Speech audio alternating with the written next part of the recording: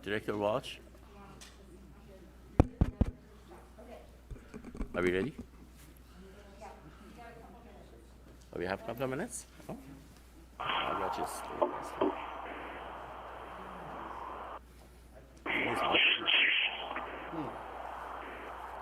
I turned mine off so I don't get a call. We're good to go. Director Walsh, Gilbert, are we ready? Do we have the two committee members on phone right now? But they should be there, and we can do. Dan Winter's here. Dan, are you available? Yes, I'm here. Okay, I guess we have everybody. And then just remember to use your microphone so they can hear you as well. Yes. Call the meeting to order. Please raise for the pledge of allegiance.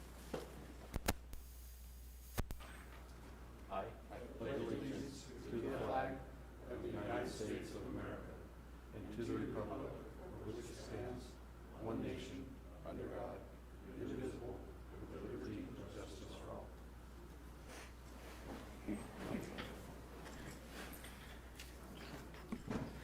Good afternoon. My name is Mehdi Azarmi. I'm the chair. I'm going to have the clerk of the committee do the roll call. Mr. Walker, Present. Mr. Rug, Present. Mr. Renner, Present. Mr. McKee, Mr. McKee, are you there? Mr. Hamilton? Present. Okay, we do have a quorum. Here.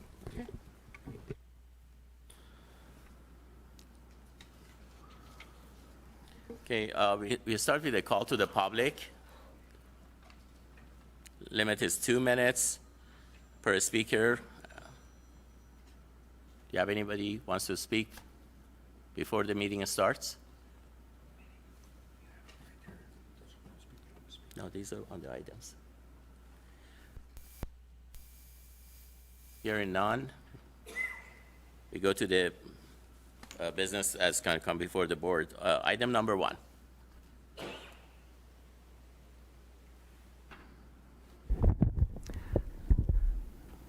Chairman Arzami and Board Commissioners. Item number 1 is the approval of the minutes from the last meeting held on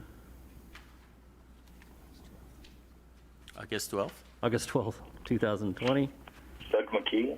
Has joined the conference. Okay. We have the minutes for the August 12th, 2020. Do we have a motion to approve the minutes? We have a motion and second by committee member Walker. Any discussion? All in favor say aye. Aye. Aye. Any nays? Motion carries. Item number 2. Chairman, board members, item 2 is basically the building division has received requests to review and possible modify the maximum size and height for residential aircraft hangars in the International Building Code section 412.5.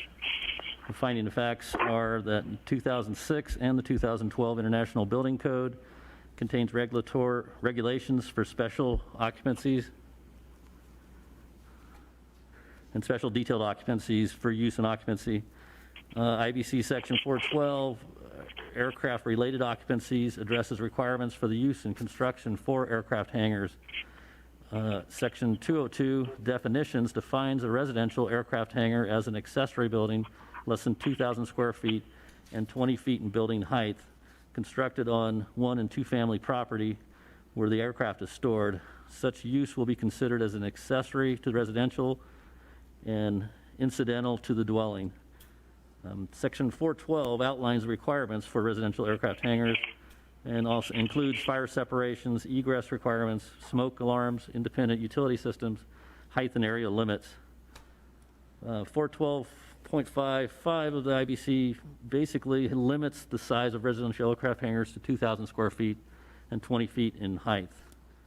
If the hangar itself exceeds those limitations, then they have to comply with the section 412.4, which addresses all aircraft hangars.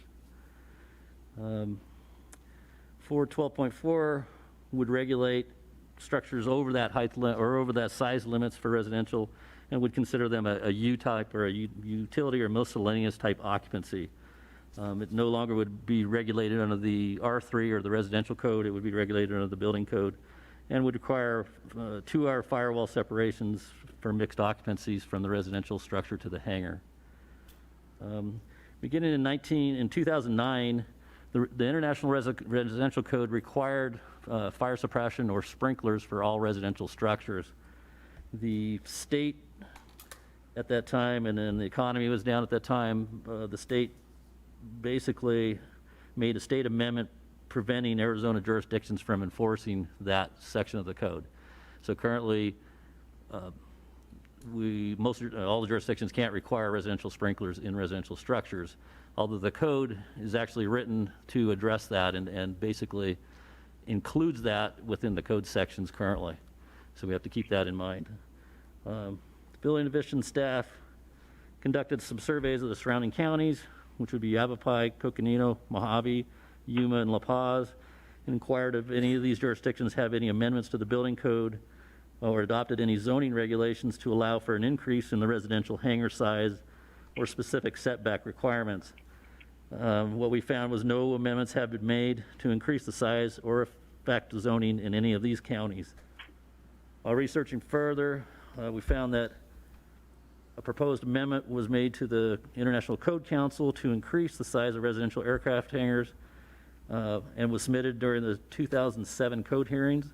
The 2008 International Code did not reflect any of these amendments. Therefore, it appeared that the ICC felt it was not prudent to implement such a code change.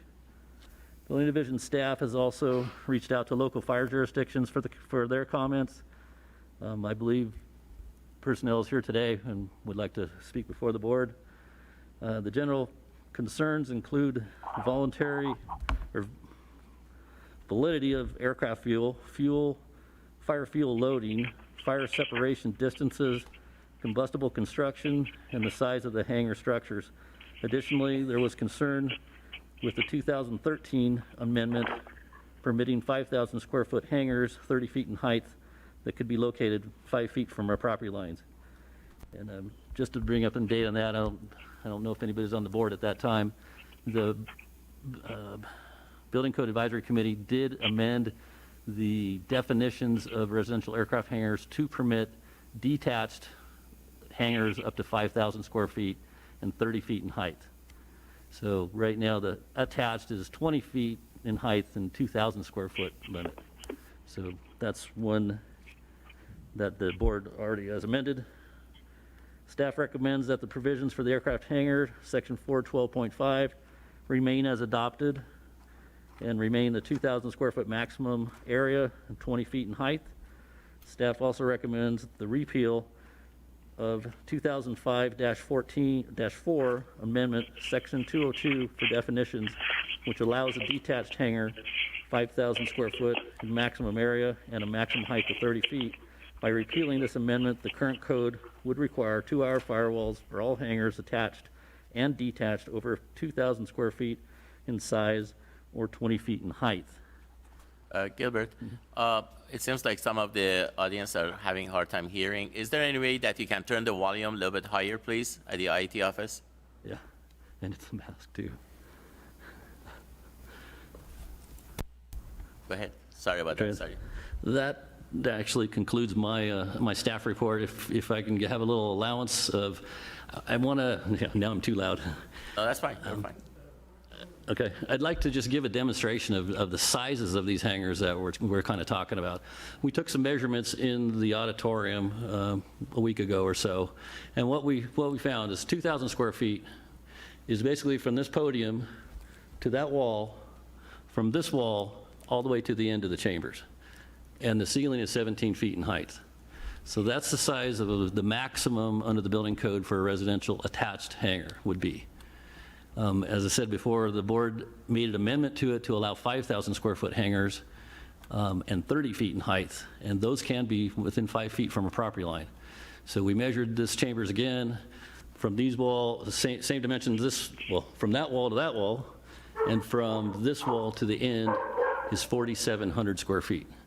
And it would be twice as tall as this building.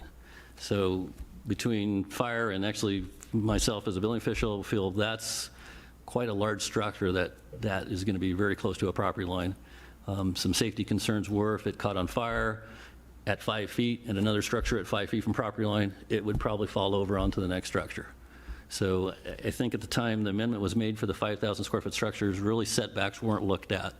And I think at this time they either need to be or we need to rescind that amendment. That concludes my staff presentation. If you have any questions, feel free to ask them. We have a number of people that, they signed up. If you don't mind, let's listen to them first, and then we can ask the questions. Mr. Adams? Please state your name and your address for the record. Thank you. Okay, Larry Adams, 2007 Highway 95, Bullhead City. I apologize, I could not hear very well what was going on. But as I understood it, the recommendation is to make no amendment to the building code. Is that correct? Okay, I would adamantly disagree with that. I was before this advisory committee about 2 weeks ago stating the case that in the case of these airplane hangars, that airplane's an RV vehicle. That's what it is. And to require a residential hangar to go to the most stringent commercial specifications, in my estimation, is wrong. There is no limitation in the building code on the size of an RV garage at all, or what can go in the garage. And this airplane is no more hazardous than boats and many, many, many, many other things. And I would ask this question. Somebody has a hang glider, or you pilots help me, what do they call these little ultralight in a standard garage? All of a sudden now is that a hangar? But this is not a reasonable thing to do. It's a tremendous expense, handicap on property owners that are trying to build in an RV or air park. It's just not a reasonable thing. If you increase that size to maybe 3,000 square feet, okay.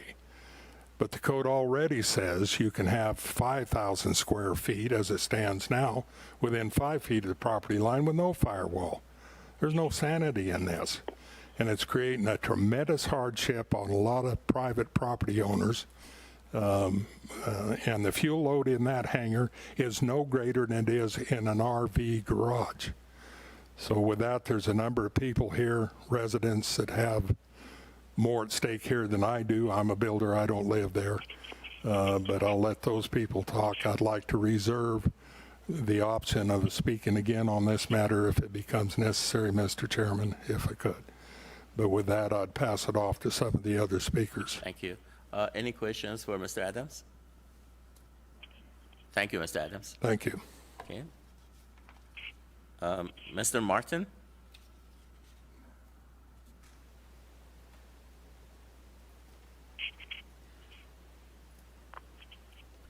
Could you state your name and your address for the record, please? My name is David Martin, Fire Marshal, Assistant Chief for Golden Valley Fire District. I'm representing the Western Arizona Fire Marshals Association. Thank you for allowing us to speak. We submitted a letter to the Mr. Gilbert, contacted us and asked the question, what do we thought about this? I don't know if you have a copy of the letter in hand. If you'd like, I can read it. Please do, because I don't believe the people who attended the meeting, they received that. I understand. The Western Arizona Fire Marshal Association would like to express our clear position regarding the proposed amendment to the building code reference residential aircraft hangars. This letter is on the behalf of 7 member agencies and fire code officials representing the association and approved by the membership. It's the association's recommendation that the provisions for residential aircraft hangar IBC 412.5 remain as adopted with the 2,000 square foot maximum area and the 20-foot maximum height. The repeal of the 2015-04 amendment, Section 202 definition, which is also a detached hangar of 5,000 square foot in a maximum area and maximum height of 30 foot, is also recommended. The repeal of the amendment would require a 2-hour firewall for all hangars attached and detached over 2,000 square foot and size or 20 foot in height as stated in the current code. It's the position of the association that a less stringent variance from this code language would result in a greater risk to both property owners and first responders. An increased size without increased in safety features such as sprinklers or a 2-hour firewall would create undue risks to adjacent property owners as well as property owners and occupants and first responders. It is the position of the Western Arizona Fire Marshal Association that the current adoption code be followed and adhered to as written. Thank you. Thank you. Any questions from the community? Just a quick question. Is there any, the 2,000 square foot, do you know how that was arrived at or why it is 2,000 square feet and not 3,000 or 4,000? Well, as most of you know, the IBC, or even back in the old days of Unified Fire Code, there's a group of people get together, and that's what they come up with. I have a question for you. Sure. Okay, from this, it's referring to the safety. Could you elaborate, how do you calculate what is going to be safe and what's not? I mean, what is it that the Western Arizona Fire Marshals Association is concerned about? Is it like storing fuel, or is it like, the airplane that's going to be there with the fuel, or higher octane, or what exactly is that? Because the volume is a box. So with aircraft, and what we have found in the past, talking with different fire marshals throughout the state of Arizona, depending on what type of aircraft, you've got a more volatile fuel that is stored in the plane or on the premise than regular gasoline. Second of all, depending on how many aircraft you can fit in there, and there are smaller aircraft, you can fit several in there, which makes it more volatile.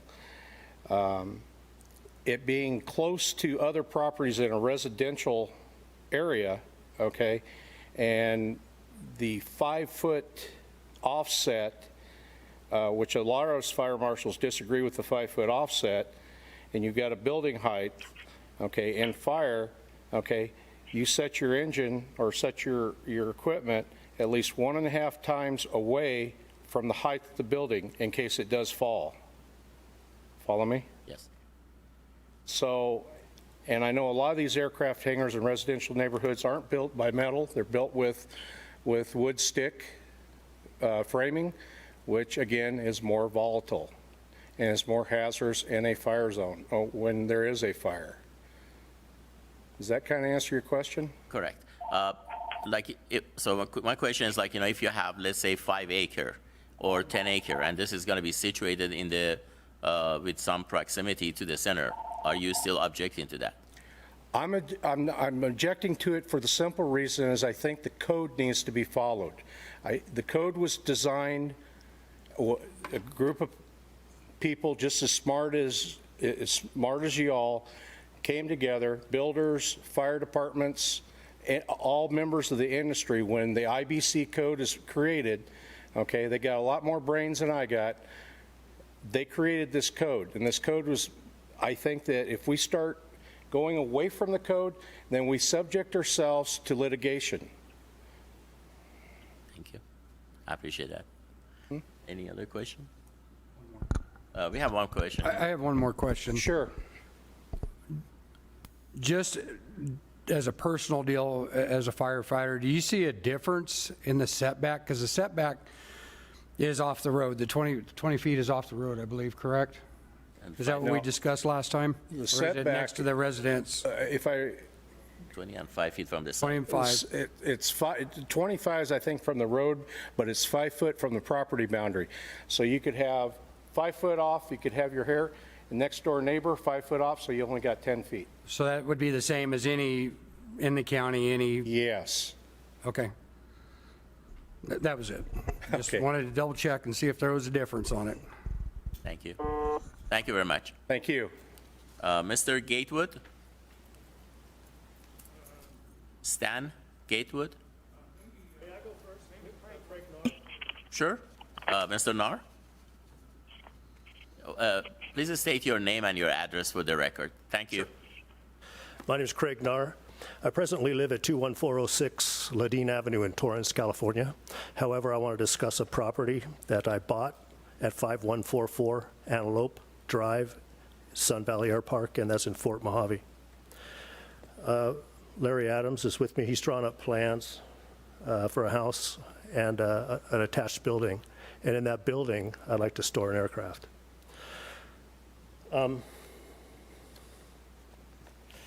First, I'd like to state that this home and this building that I'm going to put my aircraft in is in a residential-only air park.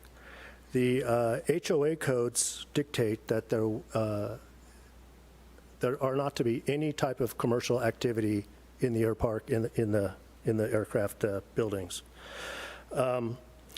I want to build this building 2,500 square feet, which is the maximum allowed under the HOAs for the air park. And I want to specifically address Code 412.5.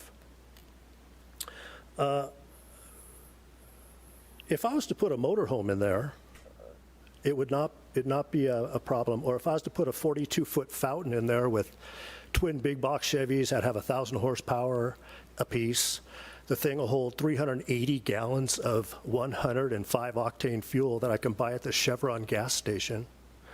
What is the difference between that? And another point I'd like to make is that boat is made out of fiberglass, which is essentially plastic. Whereas I have an aircraft that I would like to put in this building. My aircraft maximum fuel capacity is 163 gallons. The octane fuel, as the fire marshal representative said, my fuel is less volatile than that boat's fuel.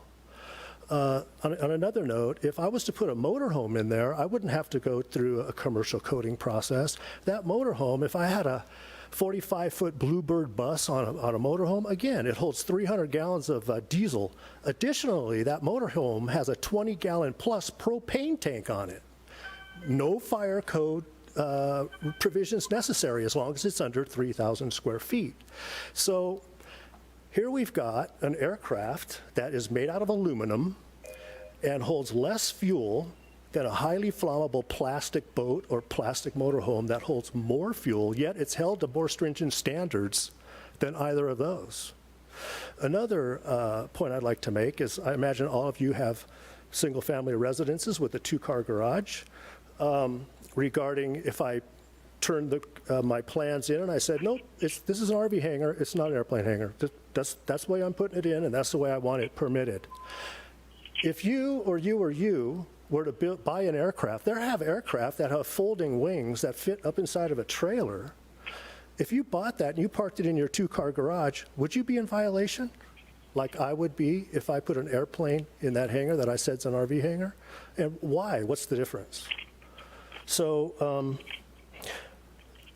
those are the points that I'd like to make, and I'd like this code 412.5 to be amended to allow 3,000 square feet maximum prior to getting into 4.2.6.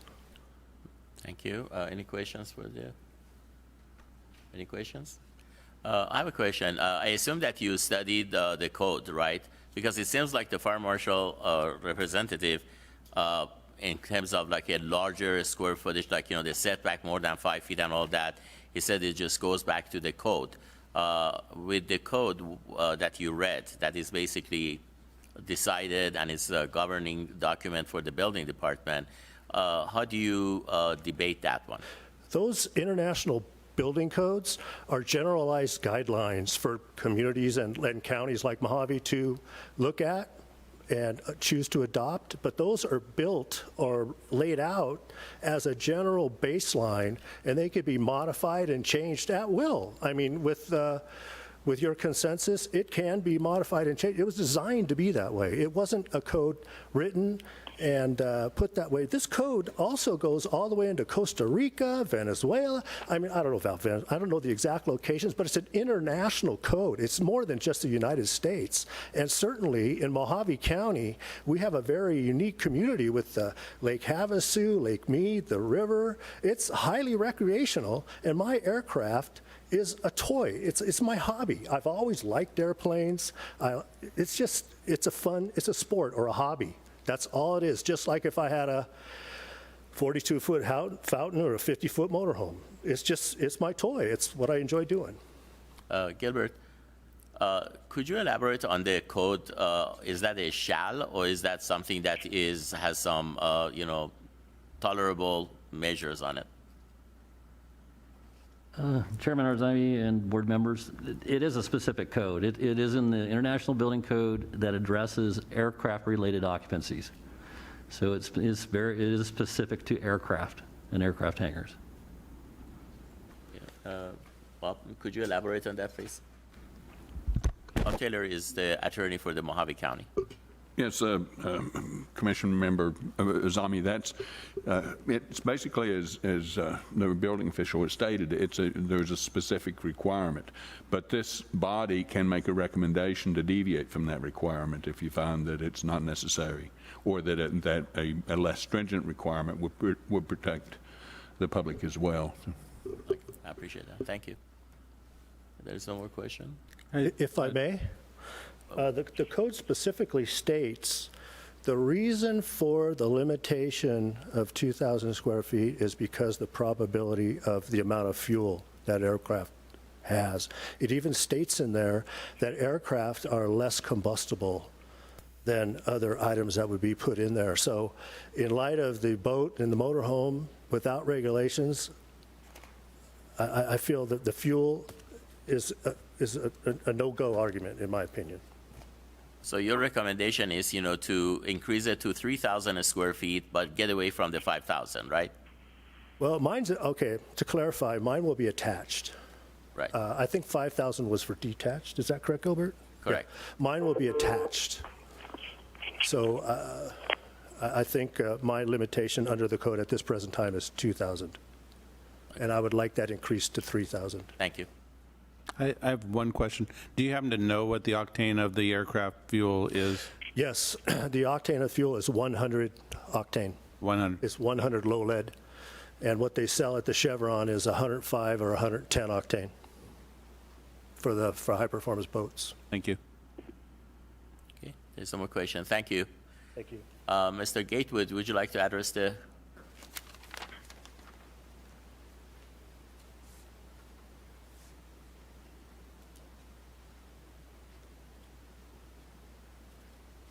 Please state your name and your address for the record. My name's Stan Gatewood. I live at 5193 South Antelope Drive. Excuse me. I live in the air park. I've lived there for 14 years now. Our air park community, we have 57 homes. We have a little over 100 lots, so we're just a little over half built up. And almost everybody has an airplane hangar. A lot of them are over 2,000 square feet. I don't know how they were built in the past, but I've just recently become aware of this requirement for commercial standards or whatever. I really wasn't prepared to talk, but I did make a few notes here that I wanted to cover. I might repeat some of what Mr. Nahr said. Well, first I'd like to say that in general, I've been an airplane guy all my life. And I've always had to face the general public. There's a perception that airplanes are dangerous. They crash. Even when they're parked somewhere, they might blow up, But I think we've talked about the aviation fuel. There's no more risk in aviation fuel than there is in other kinds of fuel. I happen to have 2 airplanes. One of them holds 12 gallons of fuel. The other one holds 48 gallons of fuel. Regarding the 5-foot setback, there was an interesting thought I had on that.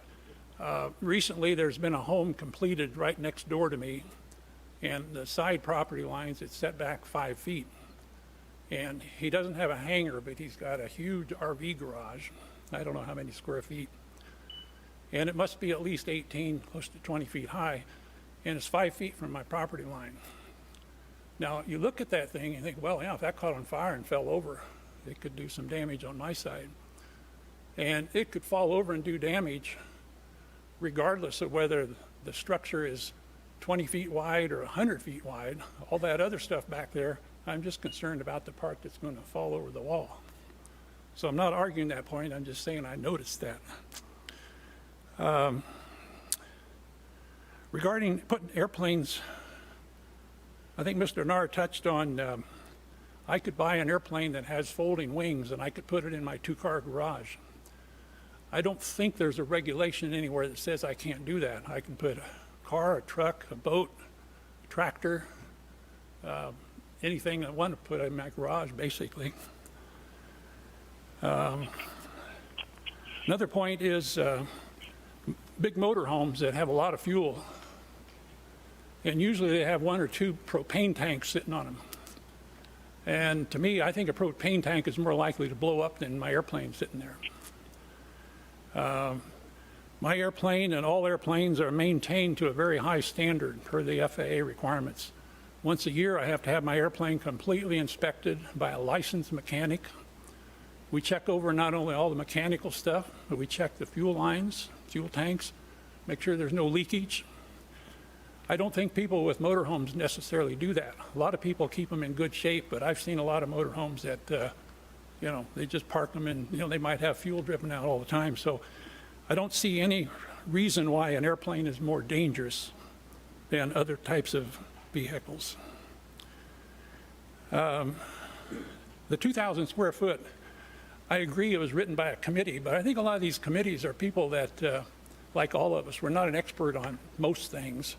You take a little bit of information and you say, well, yeah, 2,000 square feet sounds good, but maybe 2,500 would be okay. If the thing's going to catch on fire and burn, does it matter how big the building is back here? The part that's burning here next to my property is what I'm concerned with. And I'm surprised that I haven't studied the building codes, but apparently I understand that an RV garage can go up to 3,000 square feet. So it's interesting why it can go 3,000 and an airplane hangar can only go to 2,000.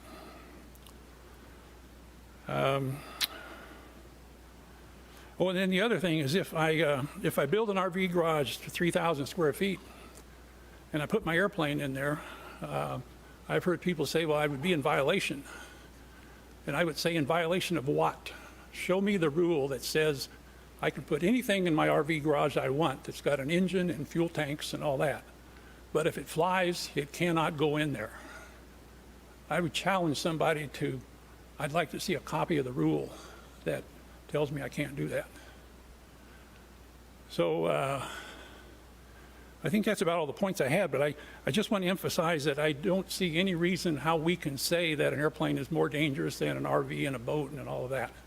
So I would say there's no reason we should modify the rule to allow us to go to the 3,000 square feet. I don't even know that 3,000 is a good number, but at least that's what we have for the RV garage. The other point I'll make is I happen to be the president of the homeowners association there, and I'm not a realtor. I'm not involved in selling any property, but I get a lot of calls from people all over the country that are interested in coming to Arizona. And if they're a pilot, they're interested in communities like ours. And more recently, they're starting to hear that for some reason, it seems like we're becoming more particular on what we can do here. So it's turning off some people. And I don't think for a good reason. So I would like for us to seriously think about modifying the rule to let us have the same benefit as an RV does. Okay? Thank you. Any questions? You mentioned that you've been, pilot for quite some time. Yeah. How about the other air parks? Are you familiar with the other air parks? Do they have any restrictions on the size? There are, throughout the United States, I think the last time I read some material, it's hard to get an exact count, but there are, I believe, over 700 air parks in the United States. Now, that goes all the way from small ones that have a grass runway and maybe just one house up to down in Florida. They've got a lot of air parks in Florida. John Travolta is the most famous. He has a 707, his personal airplane. Yeah, but that's not residential. It's a residential air park. Yes, it is. It's a residential air park, but I'm saying the hangar. Yeah, and I'm not sure what they do because we're not in Now, that. my question was very specific. Since you are familiar with these air parks, on the residential Yeah. hangars, have you seen that they have deviated from the code? I've seen many air parks similar to ours in size and quantity that have hangars that are built to much less standards than we are. And of course, those might be in different counties, maybe in different states, under different regulations. IBS is basically all over, so it's Yeah. international. So my question is, have you seen any hangars that were built like more than 2,000 square feet and was not complied with the code? Yes. I don't want to point any out, but we have several right in our own air park Well, no, that's that are over 2,000. Right. And we're not built to commercial standards. Right. There are many others throughout the state of Arizona. Okay, thank you. I can't say exactly, but yes, there are. Gilbert, could you the challenge that Mr. Gilbert did in terms of like the if they have an RV, if they apply for an RV, and then if they use it, what would be the consequence? Because I read that that would be enforced. The code enforcement would be able to enforce that it is it's not used as the application. So could you elaborate on that? Chairman Azami, board members, and currently, yes. Basically, it's use and occupancy of the structure. So when you have a definite code that addresses aircraft-related occupancies, that is its own separate occupancy. On the RV garages, it is limited to 3,000 square feet. Again, it addresses vehicles and storage for residential accessory uses. Aircrafts are a different category. Some other things that came out too was the different counties. I solicited all of them. They've had the same question and issue. They haven't changed their codes. Could you name those counties in our surrounding area? Correct. Coconino County, La Paz County, Yuma County, Yavapai County, and Maricopa County. And they all respect the code that we are talking about. That's correct. They have not made any amendments to increase the size of hangars. Thank you. Thank you. Okay, I'd just like to comment that putting things into my garage, I can put cars, trucks, boats, RVs. I can put a bulldozer in there. But if it has wings, I can't put it in there. Well, that's the definition of the code. That's what they are talking about. Okay. Thank you. Thank you very much. Mr. Lambert, James?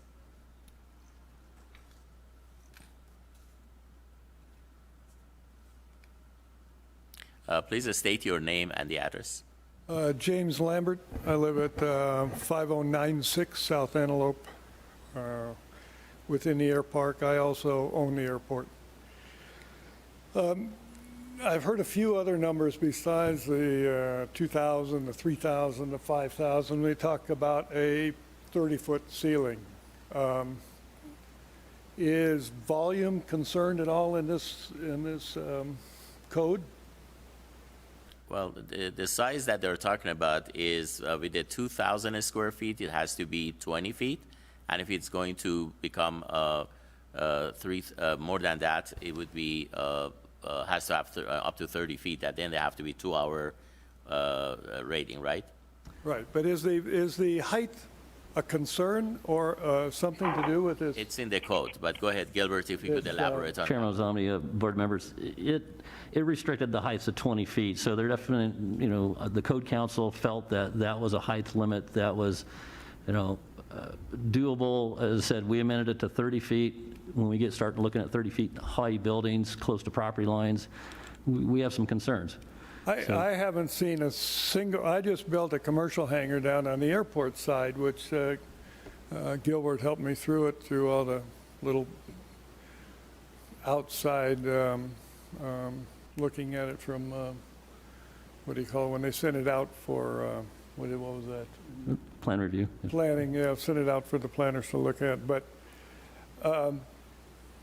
it's 4,200 square feet, 45 by 60, and it's got a 16-foot ceiling. The idea of a 30-foot ceiling is absurd. It said up to 30 feet. I don't think anyone in here, no matter what they want to put in, is looking at a 30-foot ceiling. Probably my hangar is, I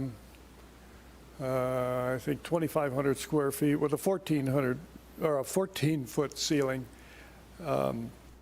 The difference, too, in an aircraft hangar as opposed to an RV hangar or an RV, 2,000 square foot of an RV, is because Gilbert mentioned that 2,000 square foot is from here to that wall. Well, with an airplane, that's all you can put in there. Whereas with an RV, you could put 3 RVs in there. My airplane holds 58 gallons. It's not in my hangar because there's no room. I've got a motorhome with 70 gallons and 15 gallons of propane, and my truck, which has a 25-gallon fuel tank in it, and a lot of other junk that I've collected. The airplane sits in the other hangar and on the commercial side. But the thing you're now looking at is that airplane is 40 feet wide, whereas an RV is 8 feet wide. So you could put 5 RVs in that same space that you put 1 airplane. So you've got an airplane in there with limited amount of fuel. Mine's 58. He's got a twin with considerably more. But we've got people that don't own airplanes, and they have cars and motorhomes and boats inside theirs. And it's a much more volatile and much more dangerous situation than having a single airplane. Our subdivision was put in mid-'80s, and there was always a 2,500 square foot maximum for a hangar, which is 50 by 50. Is that written in your CCNR, that 2,500? It's in the CCNRs, it's 2,500. Is the maximum? And that is, at that time, that was the maximum. And that sufficed for 40 years. So the application you have before you, is that going to have a variance then to the CCNR? Or? Yeah, they've finally changed that a little because it seemed at the time rather arbitrary and not, we have somebody with, how big is Rick's? We have one he combined 2 lots and has a 4,200 square foot hangar, but his lot is now 200 by 150, where everybody else is 100 by 150. The size was more limited by the maximum footprint you could put, because we have a minimum square footage on the house, I think, of 1,300 square feet. So by the time you put that plus the hangar, and doesn't leave much room. But for those who want to expand on it, a little bit larger of a hangar is not Thank you. not any more dangerous than that. But the idea that you've got a 20-foot ceiling even, or a 30-foot that you're talking about throwing around is not something we've seen. We've seen bigger hangars, and I think Rick's is no more than 14 or 15 foot high. It's just, you're throwing around numbers that try to scare people. Okay. And it's, It doesn't. Thank you. Any question? Do you have any question? No. Let me ask you this question, since you are familiar with the airplanes and all that. What is the maximum amount of gas that, one aircraft can fit, hold on a 3,000 square foot hangar? Well, it depends on the 2,000 square foot, how you're actually configured, and I'm not versed on. You mentioned yours is about 48 gallon. I'm saying about that, what 48, is 50 gallons. what is all the different planes and all that, what is? Well, I used to have a 206 with I added fuel to it, and it was 120 gallons. No, I'm sorry, 132 gallons. Okay. But most aircraft that you will see will have anywhere from stands at 12 gallons, 8 gallons. Mr. Nar's airplane probably has the maximum. Okay, I'll have to call you to come to the All right. tribute. Okay, go This ahead. is probably the maximum amount you will see in an aircraft. Okay, a but is there twin any engine other will have- plane out there that, is considered for commuting or residential that is holding 500 to 1,000 gallon? No, No. no. Okay. Yeah. Any other question? Thank you. I have one more, and then we get to Mr. R. Mr. Peters.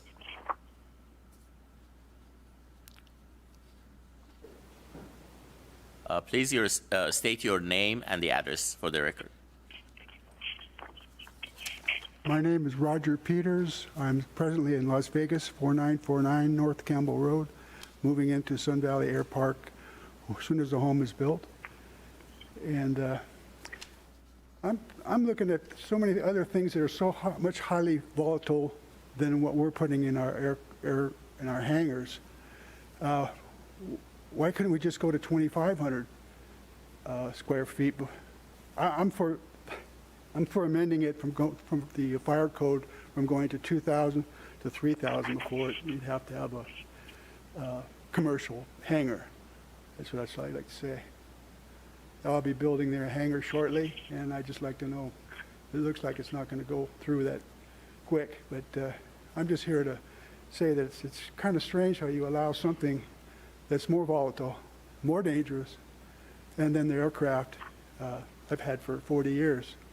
It's just not practical. Thank you. Thank you. Is there any question? Thank you. Please, Mr. Nar. Just elaborate on the size of the aircrafts and the number of gallons that they hold. Correct. Aircraft are limited, excuse me, aircraft are limited Need by to the... state the name again, or? Oh, I'm sorry, Craig Nar, 21406 Ladine Avenue, Torrance, California. Aircraft are limited by the size of the runway. The runway at this air park is 3,700 feet long, and with the hot weather out here, the density altitude, my airplane is close to its limit on a hot day. However, there are aircraft that are bigger that could fly in and out of that air park under limited conditions. When it gets really hot like this, they'd be unable to, but there's a larger aircraft, and it's called a Cessna 421, for example. It would hold 234 gallons. Okay, I don't think the question is about the runways. It is basically the code for the size of the hangar. So is there a relation that you have? Again, the code and the meeting is basically based on not Sun Valley Airport, but it's general. Because if the county is going to adopt something, it can be from A to Z everywhere in the Mojave County.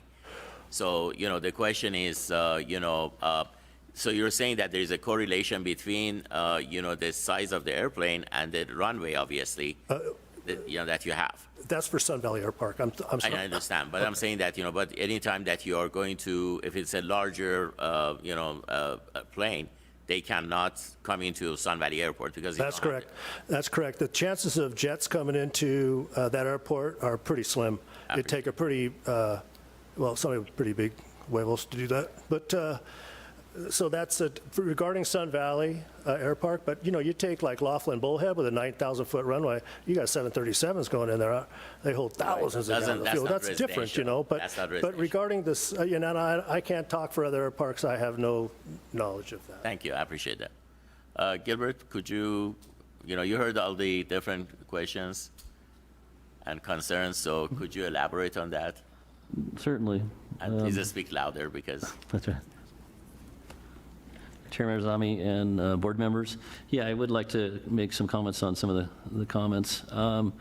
Looking at some of the research and what I found was your typical 2,000 square foot aircraft hangar through blogs and Twitters, basically you're getting 3 aircraft in that hangar. And the joke was always the one plane you want to fly is the one in the back. So you have to move the other 2 to get the one out. So that was the aircraft joke of the hangars themselves. But typically you could have 3 hangars. You could have 3 aircraft in those hangars. If they all had 160 gallons, you've got up to 500 gallons of fuel in there now. Obviously there's aircraft that are smaller and have smaller tank capacities and stuff. The one question, and I want to read this just out of the commentary, is the question was, where did the 2,000 square foot limit come in? And the commentary really, it doesn't spell it out completely, but it does say this: these units control, or these limits, which is the 2,000 square foot and the 20 feet maximum height, these limits control the fire hazard associated with such a use. The type and number of aircraft stored in the hangar are not limited. Since the hangar is considered part of the residential use, it can be constructed of any materials that are permitted for a house, including wood frame construction. So in a lot of cases, without any fire rating to the house, that's obviously one of the concerns of the Code Council and the limitations put on residential aircraft hangars. Going back to the size, again, the size can be increased. It's just a matter of how the construction of that hangar does. A 2-hour firewall is typically 2 sheets of 5/8 drywall on both sides of the wall. So the cost of construction is more, but is it astronomical? No, and we can actually get up to larger sizes of aircraft with those.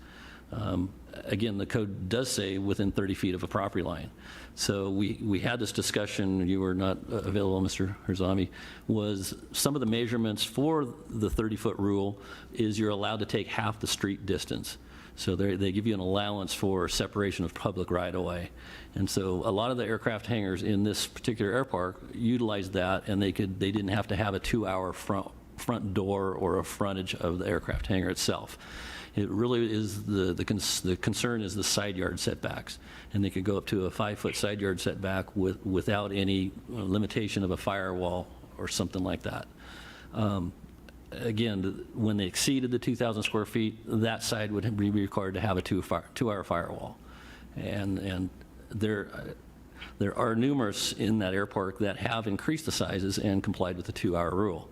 I also want to come back and say, in 1997, or we adopted the 97 UBC. This is before the international codes.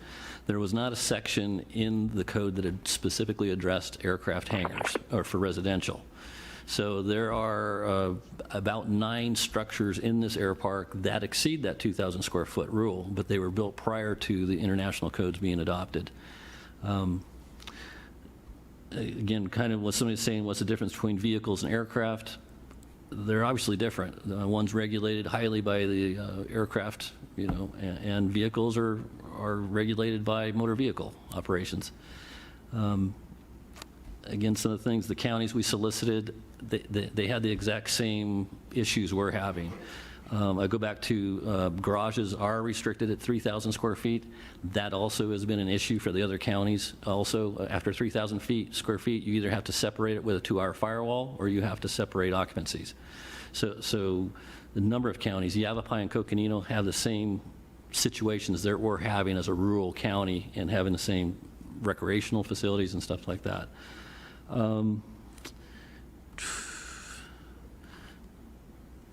Folding winged aircraft, technically that would be, it's a use. An RV garage is different than an aircraft, and they have different classifications and different uses of that building in the building code. So those are very specific. Gilbert, if I may ask you a question. It seems like the representative from the fire department and also yourself, the most concern that I'm hearing from both is about the fuel. Is there any, beside the fuel storage in the hangar, is there any other safety issue that you're concerned about? No, Chairman Herzami, but I guess the main point I didn't bring out was this does not restrict jet fuel. It does not restrict that at all, or types of planes that are in these hangars. So that's one that is a concern. Say it again, jet fuel, you said? Correct. The code does not address the type of aircraft or the type of fuel in that aircraft. So that is one concern of staff, that you theoretically through the county could have jet fuel, which is a lot more volatile than the 100 LL fuel that he's running. Okay, that's fine. Relax. I appreciate that. Could I piggyback on the chairman's comments, Gilbert? I don't do a lot of work in the H occupancies, but in the code, what bumps something as far as fuel? Is there a requirement that bumps it into an H occupancy? Is there a limit regarding fuel? I know there's a lot of other chemicals out there.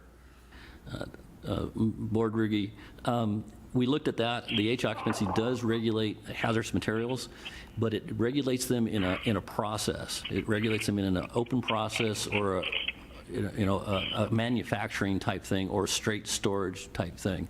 So it doesn't really fit as, I mean, one could turn it and say, are you storing this amount of fuel in an aircraft in the building? And the limitation would be 120 gallons. 120 gallons clicks you into an H occupancy.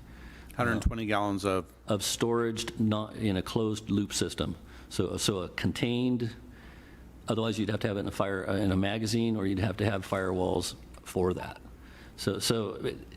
But going again, is the H occupancies are really for a use or a type of operation and not so much for a vehicle storage.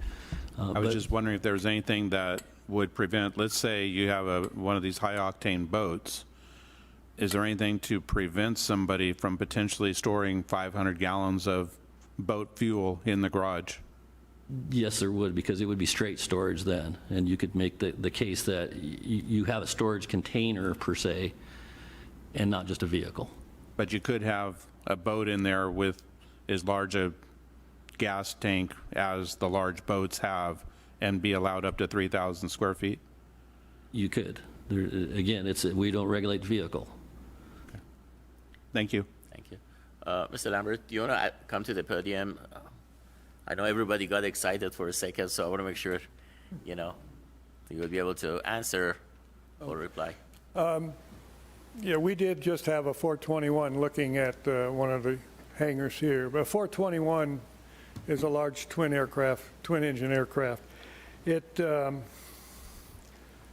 got a wingspan of 42 feet and a depth of 38 feet. That comes to 1,596 or 1,600 square feet.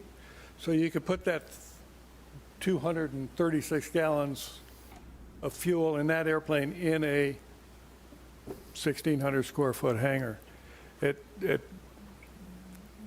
The idea that if you're getting a 3,000 square foot hangar, you're going to put two of those in there is absurd. If you cut up some little airplanes to scale and cut up a square, you'll find that it's very difficult to put two airplanes in even a 3,000 square foot hangar. Stan's got two in his hangar. One is a Piper Cub, which is a high wing, and he's got a 180 Cherokee 180, which is a low wing, and they sort of fit one on top of each other. And total gallons is what, 40? Huh? 12 and 48, so 60 gallons in the whole thing. The idea that you're putting two or three airplanes into a hangar unless it's huge, 44,000 or more square feet, it's not going to happen. It doesn't, one, it's not practical, and two, it usually don't fit. So on the 3,000 square feet hangar, you think that there would be only single use, or can it be two? You might get 3,000 square feet, depending on whether you're wide.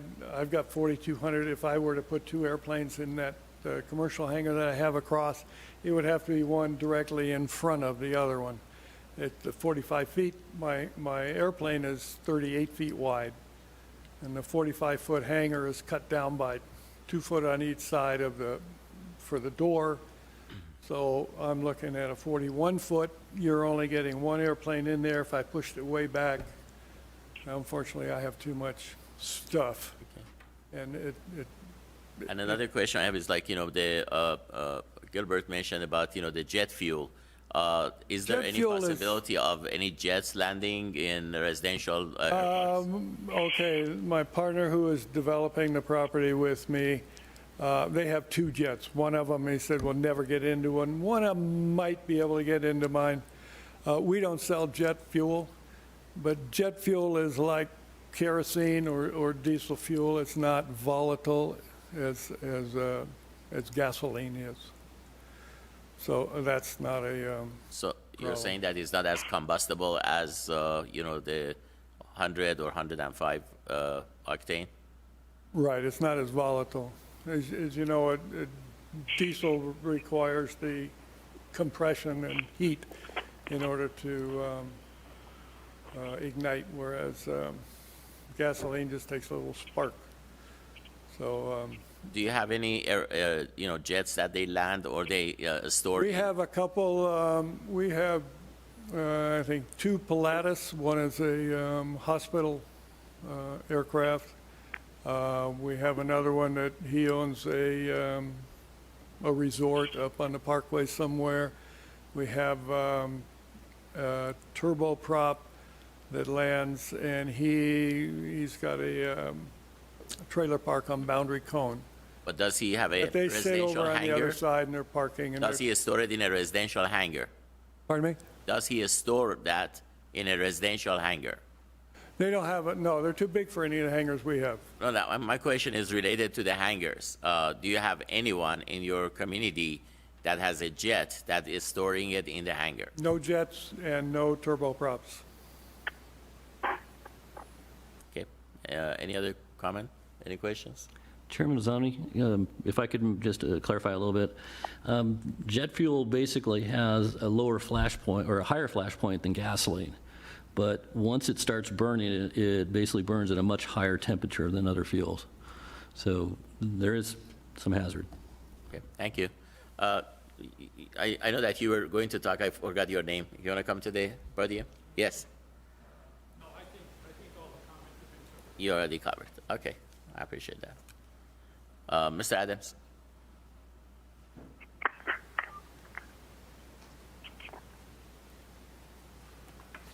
Thank you, Mr. Chairman. Having listened to this, I would like to address a comment that the Fire Marshal, Mr. Martin, made early on.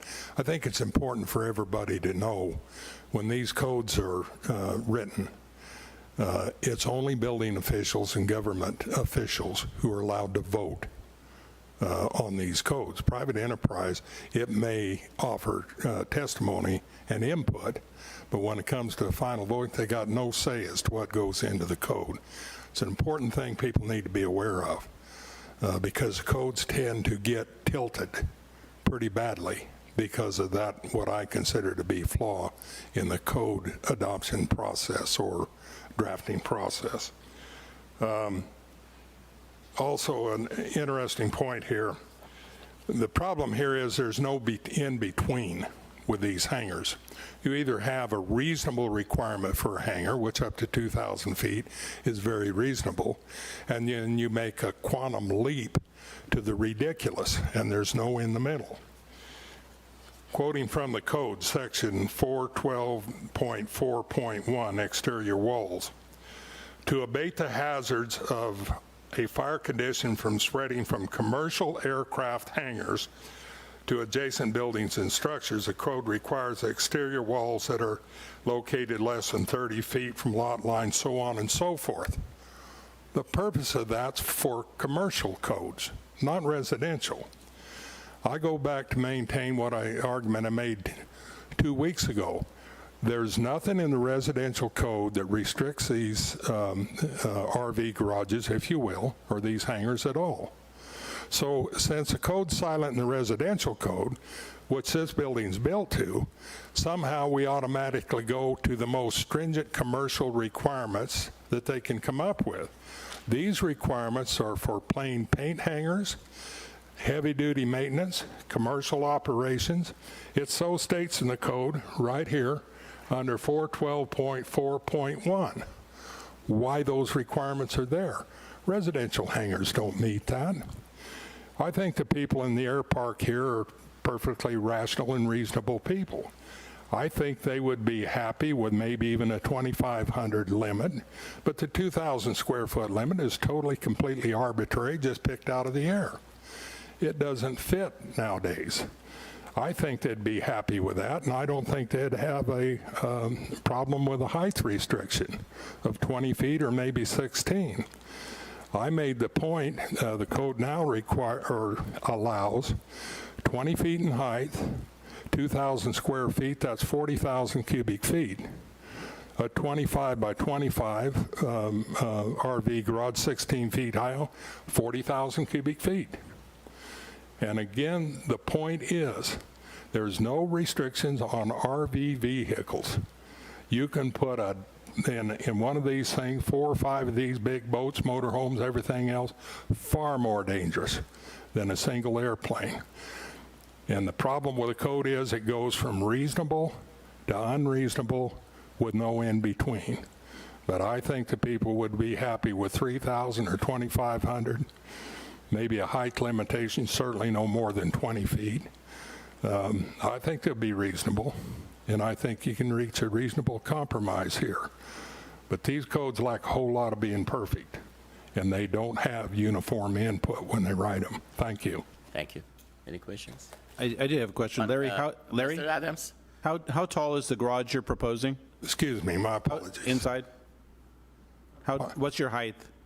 The height on the one we propose is 16 feet. 16. You don't, another point I would make, kind of arguing maybe a little bit with the fire marshal, Mr. Martin, nothing personal, but I spent 35 years as a firefighter. I'm not a novice. And I'll guarantee you a wood structure is far safer and will last a whole lot longer than a metal building. A metal structure will fail immediately. Wood structure, you have time. And as far as the height restriction, it's no greater than a 2-story building. It's a 2-story house falling on the neighbors. So quite frankly and respectfully, don't think the fire department has an argument. And I'm sorry, any other questions? No? We have one question. Mr. Adams, I just want to clarify. You said it's 16 feet. Is that the interior walls or is that the... The ceiling. That's the ceiling height. That's the ceiling height. You've got the depth of your trusses above that. Our overall height of the exterior walls on the one we're proposing will be about 22 feet, but ceiling height will be 16 feet inside. Is that what's in question? The interior height or the exterior height as well with everything else? We're questioning... Part of our questions that we're looking at is the height of the exterior of the building compared to with the perimeter of the next lot, if you will, correct? No, that is, first of all, the item before us, excuse me, it is regarding the code. It is basically reading how the code is going to be read. It's not specific for Mr. Adams' project or Mr. Nar's project. So in general, right now, the conversation is about, the size, the square footage of the building. The height is not, on the, the height is in the code. It is, because the reason I'm asking this is that the height has been brought up several times, even by the fire marshal, of the property line of the height, and Gilbert has brought up specifically X amount of feet per the height of the building as well, correct? And that's why I was asking what the exterior of that is in comparing it to the property line. Yeah. So there is a difference between the interior height of the ceiling. Setback, that's what they're saying. For the setbacks, thank you. Chairman Ozani, if I could clarify a little bit. The code does limit the height of the structure to 20 feet, and that would be the structure, not the interior, but the exterior wall or any element to the highest point. Thank you. I would beg to differ. I don't decipher the code that way, respectfully disagree. Usually when they say a height, that's ceiling height, not the exterior overall height. I think the code's silent on that. I don't think it identifies it one way or the other. Actually, Chairman Ozani, if I can clarify a little bit more, the height in the building code is measured on peaked roofs. It's measured halfway down on the peak to the ground of elevation. So I guess Mr. Adams' structure is a flat parapet type structure. Right. You would take half the parapet, and then that would be the maximum height. So there is a calculation in the code for height. Thank you. Thank you, Mr. Adams. Thank you. I don't read the code that way, but thank you. I understand. I appreciate that. Do you have anything to add on to what was discussed? Please, Mr. Nar. Craig Narr. I don't know if it's been brought up, but under the present code of 412.5, there are fire codes that apply to that building. It requires a 1-hour firewall, as stated, up to 2,000 square feet. So, and also the doors that go into the houses need to be, I think, 45-minute firewalls. So the point is that the aircraft hangar built at 3,000 square feet or 25 or whatever we're proposing to increase it, it is built up to firewall standards, but it's a 1-hour firewall, whereas, if I understand it correctly, a commercial code is 2-hour firewall. So it's not like it's just your garage. There are firewalls built in. Thank you. Any questions? Well, I see no more question. Gilbert, do you want to add anything else before we get the discussion between the committee members? Chairman Ozami and board members, Mr. Norr is correct. There is a 1-hour requirement between the aircraft hangar and the residence itself. It is a true 1-hour wall. Currently, in the code for separation between a garage and a house, they have downgraded the separation requirements from the UBC into the international codes. It used to be, before the 2009 code required sprinklers, it was one sheet of 5/8 Type X drywall on the inside side of the garage. So that's not a true 1-hour wall. So when we get into a true 1-hour tested assembly, basically there's some restrictions that can go on that wall. One is plumbing can't go on that wall. So the code currently has that in there for a separation complete, a 1-hour separation from a hangar to a garage. So that's another factor that they took in. And then it didn't change when they put sprinklers in 2009. So the Code Council felt that this was such a needed requirement for this type of aircraft hangar or this type of occupancy that they put this into place, even with sprinklers. So just to clarify that. The other part is, once you exceed that 2,000, if you're 30 feet from a property line, it's required to have a 2-hour wall on that separation to protect, per se, structures on the other side, not so much the house itself, but other structures on other property lines and other properties. Okay, thank you. What's that? Yeah, you have a question? Please go ahead. Gilbert, I have just another question or two for you that I wrote down. We talked about on this and on your opening statement. You said that you contacted Yavapai, Coconino, Maricopa, Yuma, and La Paz counties. I guess what I'm asking, you contacted them personally and talked to them about this code as well? Lord Hamilton, yes, I did. I talked to all the CBOs of all the jurisdictions. Did you talk to any other, because we have 14, 15 counties. I was born with 14, I think, something like that. Did you talk to any others? No, sir. I picked those counties as they're close to our proximity, and they also have comparable population and services that we provide.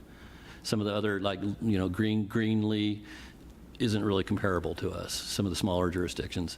I did find that Yavapai and Coconino were probably the closest. I worked for Coconino for a year and Flagstaff for 10 years. There are several air parks similar to the park we're discussing today. The thing we found out up there was they're typically larger properties. They're half-acre or 1-acre properties to where they don't have the separation issues of smaller air parks. So that's what I found out. Thank you. Any other questions? Okay, if I may summarize before we get to the discussion of the committee members. Well, you have heard the audience and the people who are using these hangars, their point of view. The other thing was our attorney, Mr. Taylor, mentioned that, it can be decided by the committee to deviate and make that recommendation based on what you're hearing. So it is not, the code is there, but yet it is, it is not a must. It is basically by recommendation, using common sense and using things that can be changed or can be recommended to the Planning and Zoning Commission and then, of course, to the Board of Supervisors for their final approval. The other thing is that I'm hearing from the audience is like a happy medium, maybe instead of 2,000 square foot, 3,000 square feet. It seems like, this is something that would satisfy this residential situation, not only in Sun Valley Airport, but maybe, countywide, you would be able to take care of it. But again, a restriction on the height, which would be 20 feet high overall, and no jet fuel, because that was the concern that they had.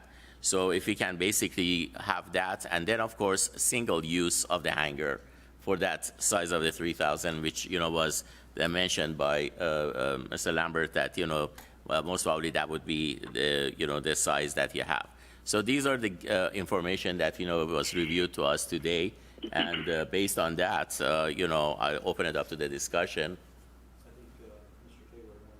Go ahead. Chairman Azami? Chairman Azami, at first I thought I might need to clarify. I didn't say that you can deviate from the code. You can amend the code. Amend the code, yeah, I'm sorry. But I think you clarified that anyway. Right. The choice of the word was wrong. Amend the code. See, I'm not an attorney, so that's why we have Mr. Taylor here. Thank you. So basically, the way I see it is that maybe we can find a happy medium that would be able to satisfy our residents and at the same time, be as safe as possible, for that. So I just open up to the discussion with the committee members. Chairman Azami? It's Doug McKee, remotely. Thank you. Go ahead. Can you hear me okay? Please go ahead, Mr. Mackey. Okay. I have been listening to all the discussions from all sides, and we made a good decision a couple weeks ago when we decided that the code in that specific situation was interpreted correctly, and I think it was. However, I think, one of the things that I'd like to point out is as I build a lot of riverfront homes up and down Riverfront Drive, Palo Verde Meadows, and some of these structures to the top of the roof they're 38 feet high.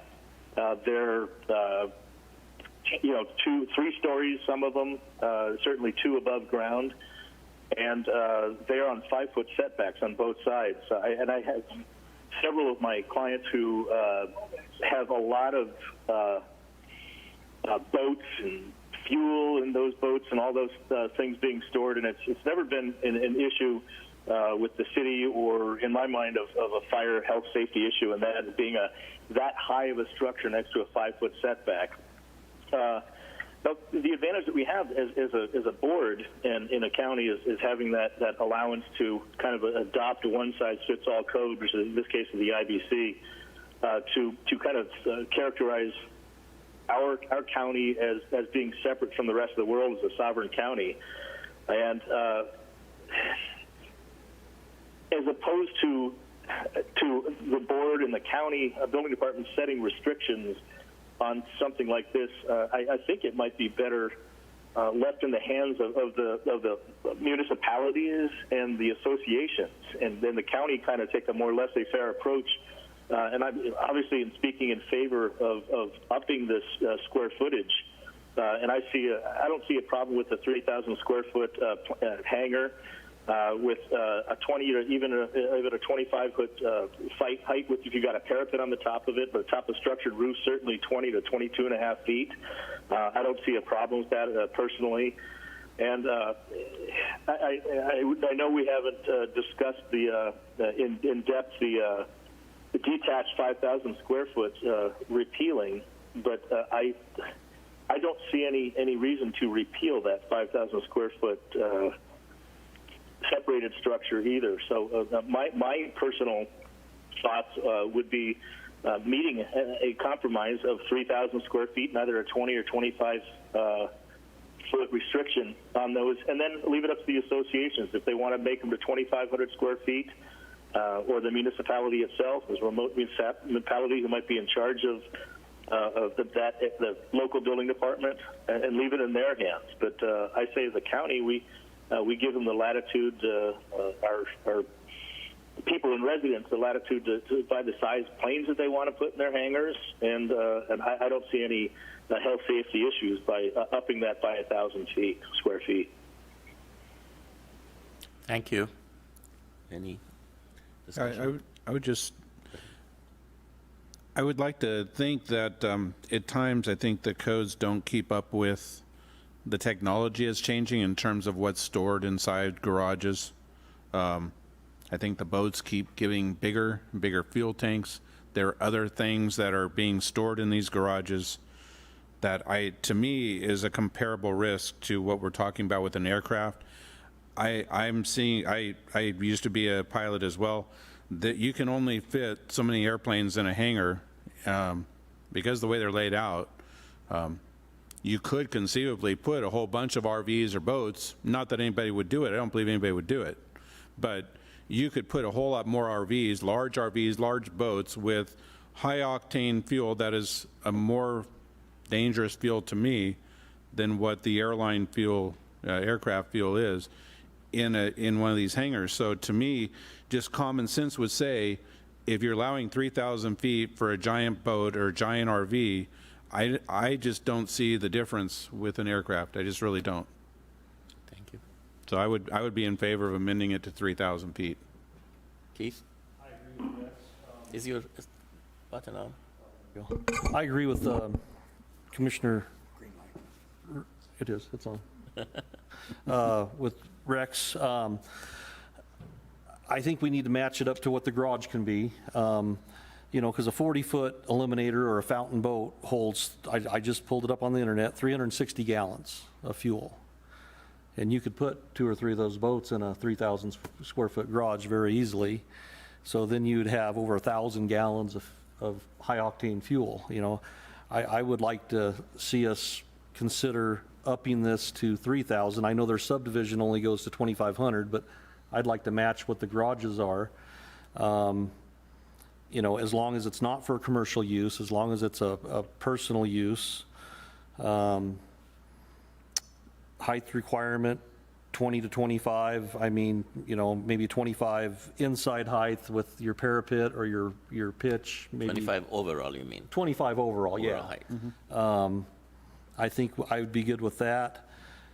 Because, these planes, I mean, you're not going to put 2 or 3 of them in 3,000 square feet. There's no way. I mean, if you have a low wing and a high wing, you can do that. But it's going to be fun getting it out when you want to go fly. Yeah. And that's my thought on it. What is your thought about the jet fuel? I don't like the jet fuel. I don't know if we're going to see any jets come into here. I don't know if that's something we want to try to address. Well, because that's one of the concern of the, that was by the building official about, the combustive situation. So, and since it's not applicable, and according to the users are not using it, so let's make that as part of the added in, no jet fuel. And single use. Okay. So I'd be good with that. I think it's a good idea. So let me ask Gilbert, are you going to be okay with the happy medium solution that would satisfy the end users as well as to some extent control what you were concerned about, like the jet fuel, about the height, things like that? Chairman Mazzani, that's what we looked at as kind of a compromise too. Like you said, what I'd like to recommend would be a 3,000 increase to the hangar, a 25-foot maximum height, and to rescind the 5,000 square foot, because we feel that's a real hazard being that close on a property line, or institute some other type of setbacks or fire restrictions for the larger structures. Okay, so let me review what we basically are saying right now. It would be up to 3,000 square feet, 25 feet overall height, maximum, no jets or no jet fuel, and single use. That's the discussion we have. One moment, Mr. Lambert. although we closed it, but come out, we make an exception because you're there. Chairman Azami, could you clarify the single use? Meaning like one plane in the hangar, not multiple. Okay. Okay, we are in the process of developing an additional air park on the side. There will be 1 acre lots as opposed to 1/3 acre lots, possibly larger hangar, and it would be nice if you could clarify how we could get turboprops in there, whether the hangars that they're going to put a turbo, they had to be a separated hangar with a certain thing, but rather than completely restricting them from having a hangar. I there don't a- believe that's, You know, if the hangar was separated with a 1 acre lot, you've got more room to separate your house from your hangar for whether fire purposes or whatever, aesthetic purposes or whatever you want to do. I believe that. You wouldn't necessarily want to restrict the ownership to people that, or restricted from having people who had more money and fancier airplanes if they had a turboprop to come in. So if there was a way where you could say, yeah, on your 3,000 square foot hangar attached to your house, you can't have jets and jet fuel. But if your house is attached or detached and you have certain setbacks or something, a way to make it possible rather than just totally saying no jets. Because we'd like to at least make it available for people with more money. Chairman, for the clarification, the turboprops take a different fuel than the The 100. turboprops use jet fuel, yeah. Yeah, so that's, It's an engine with a so on propeller your it. new ones, they're bigger lots, will have bigger setbacks? Well, they're bigger, they have, it's, the lots are at least three times as big, so you have more room to do your setbacks. but- So if you could design the requirements in that, so I that, believe when you are going to apply for that, it's going to go before the Planning and Zoning Commission, and it would be addressed at that time. Director Walsh? Chairman Arzami, I believe the question is, and I guess maybe just for a point of clarification, what we're looking at here is for the residential aircraft hangar. So if it doesn't fall under the requirements that the board sets for a residential aircraft hangar, then it would fall under an aircraft hangar. And those setbacks of 30 feet from property line and those types of things like well, it's still residential, just residential people have more money than we do. Very good. So basically what you would be doing is you would step out of it, I guess kind of for my simple mind to understand how this works. The IBC has it has aircraft hangar occupancies. And within that aircraft hangar occupancies, they have a type of an exemption, if you will, for residential aircraft hangars. And in order to achieve that exemption, you have to be currently you have to be under the 2,000 square feet and less than 20 feet. If the board recommends the amendment to increase that to 3,000 square feet and 25 feet in height, then as long as you're underneath those requirements, you fall under this exemption. Otherwise, you meet the requirements of an aircraft hangar occupancy. So, and I don't know all of the requirements for the aircraft hangar occupancy. Gilbert's much better at that. But if you had a jet that you wanted to park in this, or if you had a turboprop, those would fall under the requirements of the aircraft hangar, which then requires the 30 feet setback from property lines. So on these acre properties, There should be no problem. You should be able to meet those requirements. Yeah. So it wouldn't prohibit these turboprops from being able to construct there. It would they would need to meet those setback requirements. Thank you. Okay, we already closed it, but go ahead. This is ongoing. Okay, this is going to be the last comment. Last one, okay, Stan Gatewood again. One thing that I heard that bothered me just a little, the single use. Meaning one plane in that 30,000 square Well, okay, feet. so I have a hangar that's just slightly less than 2,000 square feet, and I currently have 2 airplanes. I don't want us to pass a law here today that says all of a sudden I can't have 2 airplanes in my hangar. Go ahead. You'd be grandfathered in. But If in the it's already built and But they're in the in there. future, there's no reason to limit somebody to one airplane in the hangar. Okay. I was actually going to make that comment myself. Yeah. Well, I that's fine. just don't want to get Chairman into Ozani? regulating exactly what you can, you can have one boat, you can have, I would rather not do that. Yeah. Chairman Zandi, the staff feels that same way. Okay. Whatever I guess we are amount on of aircraft that fit in that space, we would be All right, comfortable. so we'll strike that one out. And the other comment, I think we're being a little hasty here if we decide we want to say no jets, because jet engines is the way of the future, and with the way technology is going, I can see 5 years from now that there will be small jet engines that are more efficient and just as safe as any other engine, and somebody will be in here 5 or 10 years from now saying, well, why did they outlaw jets? Well, it was just sort of a compromise. We threw it in and said no jets, so I would be a little cautious about just saying no jets. Well, I think go ahead. Chairman Azarmi, if I may, I would say at that point, at 5 years, we could gonna amend the amendment. meet again. We could amend the ordinance again. Okay, so we make a rule, and then later we figure out who made it and why. Well, and try to- the fact is that, we are trying to find a happy medium. Yeah, okay. And the concern with the fire marshal and all that is about, the fuel and combustion So and all I'm that. happy. Thank you very much. My pleasure. Thank you. All right, so basically right now, I guess the motion would be for the residential hangars, it would be up to 3,000 square feet with 25 feet high and no jets or jet fuels so far. Did I miss anything for the amendment? Is that sufficient for you? Chairman Azarmi, that's perfect. And basically what staff will do is there's basically two locations in the code that we need to amend that. Right. Both in the definitions of the IBC for residential hangars, but then also in 412.5. So I just wanted to bring that to the board's attention, so in the motion that it addresses As both it of stated. those. Okay, so that was the motion. If you guys want to. Okay, so Mr. Walker made the motion as it stated. Do I'll we have- second the motion. We have a motion, we have a second. Any further discussion? All in favor say aye. Aye. Aye.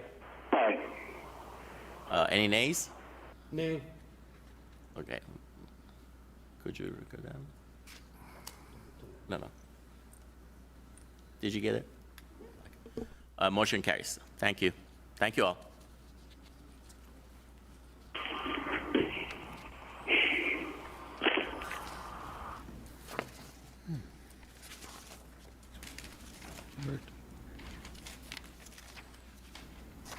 We give a few minutes so they can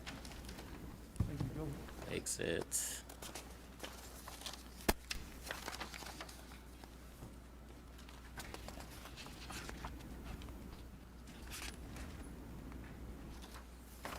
Okay, next item. Chairman Zani, board members, item 3 on your list is a discussion and possible action on recommendations for block walls and retaining walls. Case project is in 1999, Mojave County amended the International Building Code, Section 105.2, that addresses work exempt from permits to require building permits for block walls over the height of 4 feet in height. The 2006 and 2012 International Building Code and Residential Code, Section 105, work exempt from permits. Number 2 exempts fences up to and over, exempts fences at 7 feet in height or less. Doing some studies of the cities, the city of Kingman, city of Havasu, and city of Bullhead do not require permits for block walls under the 6 feet in height. The last code change of 2012 upped that exemption from 6 feet in height on fences to 7 feet in height. We feel in order to maintain a uniformity throughout the county and consistency with the codes, staff recommends discontinuing requiring building permits for block walls over and up to 7 feet in height. And that's staff's recommendation. Thank you. Well, it took a while to get to this point, but finally we got it. Just giving you a background. A background on this thing is that, that was a question I had for Director Walsh many times. I bothered him a lot on it. Even if there is, it is the duty of the end users, to basically have the licensed, bonded, and insured, contractors to do the work. And in, 30 years that I've been here in Mojave County, I have not heard that, if there was any crack on a block wall, that they go to Mojave County and, get on their case and say, hey, you come and fix ours. So again, with the, some of the practicality of it is that, let's say that the homeowner wants to build 25 feet wing on the side of the home. The number of inspections that they have, it just basically raises the cost so high because they have to charge them stop and go, and that would be really expensive. So I'm so glad that, the building official Gilbert and also Director Walsh addressed that, because I think that's going to be a very time-saving and money-saving for the end users. So for that, since we don't have anybody signed up for that item, I open it up to the committee for the discussion. I have nothing on it. I think it's a great move. Okay. So if you don't have, we don't have a make a motion? I'll make a motion if nobody else. I'd like to make a motion. We have a motion on the phone, and we have a second by, committee member Walker. Any further discussion? Absolutely.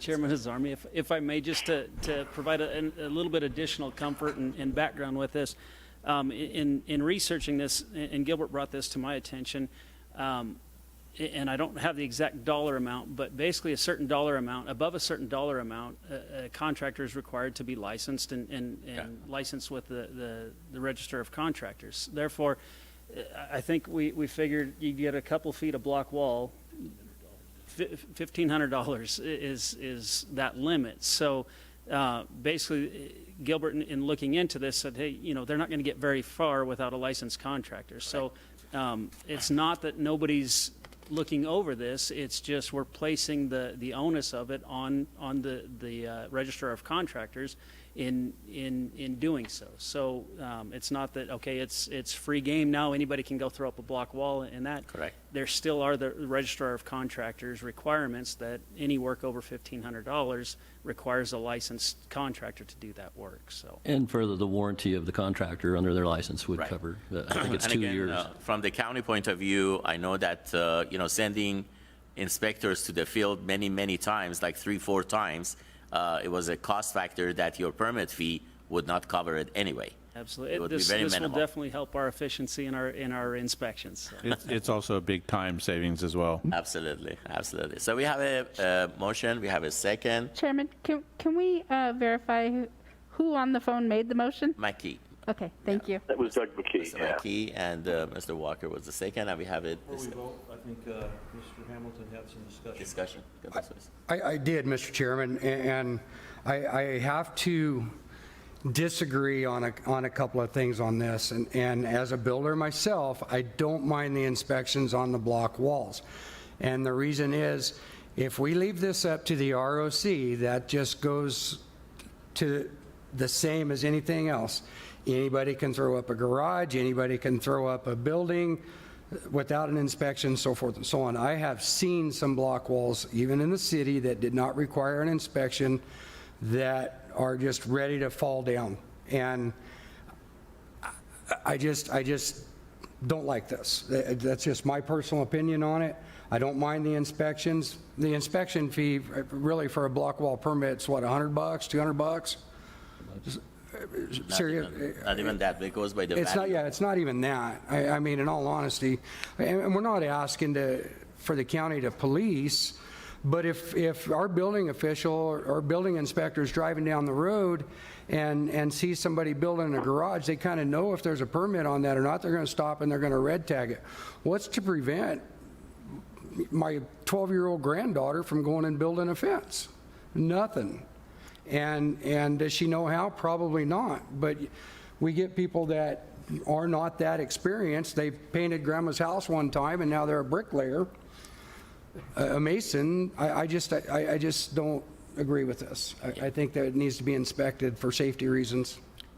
Yeah, my comment on that is, I understand that there are always bad apples in the field, and they can do one of the two things later on. I mean, if you want to go on a pessimistic thing, after the inspector is gone, they can actually, remove the rebars and, take care of a lot of things. So, and again, inspector already signed off, which is, inspector is assuming the responsibility and Mojave County is assuming responsibility. And again, if you tell me that it doesn't happen, it happens, because back in Lake Havasu City, there was a builder that was building hundreds of homes a year when the value of the homes were like $42,000 or whatever.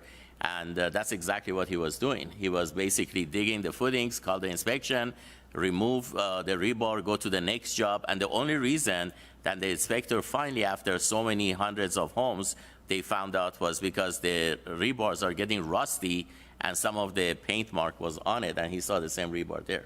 But what we are saying is that the majority of the, I'm saying that a high percentage of the people, when they have a small wall, like, the wing wall that, is very common now with the smaller lots, 30 feet or 40 feet, it is not enough job for, the contractor to dig it, put the rebars in, call for inspection, wait the next day, then, go ahead and pour the footing, raise it up to 4 feet, stop the job, call for inspection for the next day, and then go all the way up to the height that they want, and then, call for inspection, wait for a day, and then, do that grouting. So if you add all those numbers, and I'm glad you're a builder, that cost is going to be significant for the end user, and it is not practical. That's why, the suggestion was made, and that's why, other jurisdictions, that Gilbert mentioned are basically following that rule. So that's basically my comment on that one.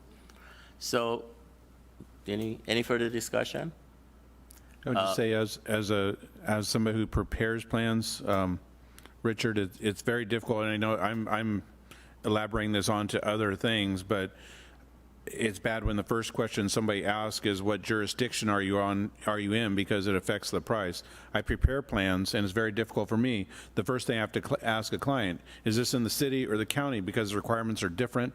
So I'm all for making the requirements the same between the two anywhere that we can. And Rex, to that point, I am as well. I being with the city and the county, being as small as we are in the proximity that we're building, I agree 100% of trying to keep the city with the county. I'm just expressing my concern of the block walls not being inspected. I mean, if it was to be the same, I would prefer the city had inspections, to be honest with you. And if I'm not mistaken, if we're building a 6-foot block wall in the county, or so we get it so high, and after a certain height, we get an inspection on that as well, do we not? Board Member Hamilton, anything over 7 feet in height. And that inspection is to inspect to make sure that there is rebar and so forth and so on. Actually, currently after 7 feet in height, calculations and engineering would be required. Okay. To verify strength. So, no, I understand completely of us wanting to be together. I'm just expressing my concerns on the inspections. If we were to be like the city, which I wish we were, I would like to see the city have inspections. But again, I'm just expressing my concern. I appreciate that. Any other comment? Okay, all in favor? Aye. Aye. Nays? Nay. Okay. Motion carries. Next item.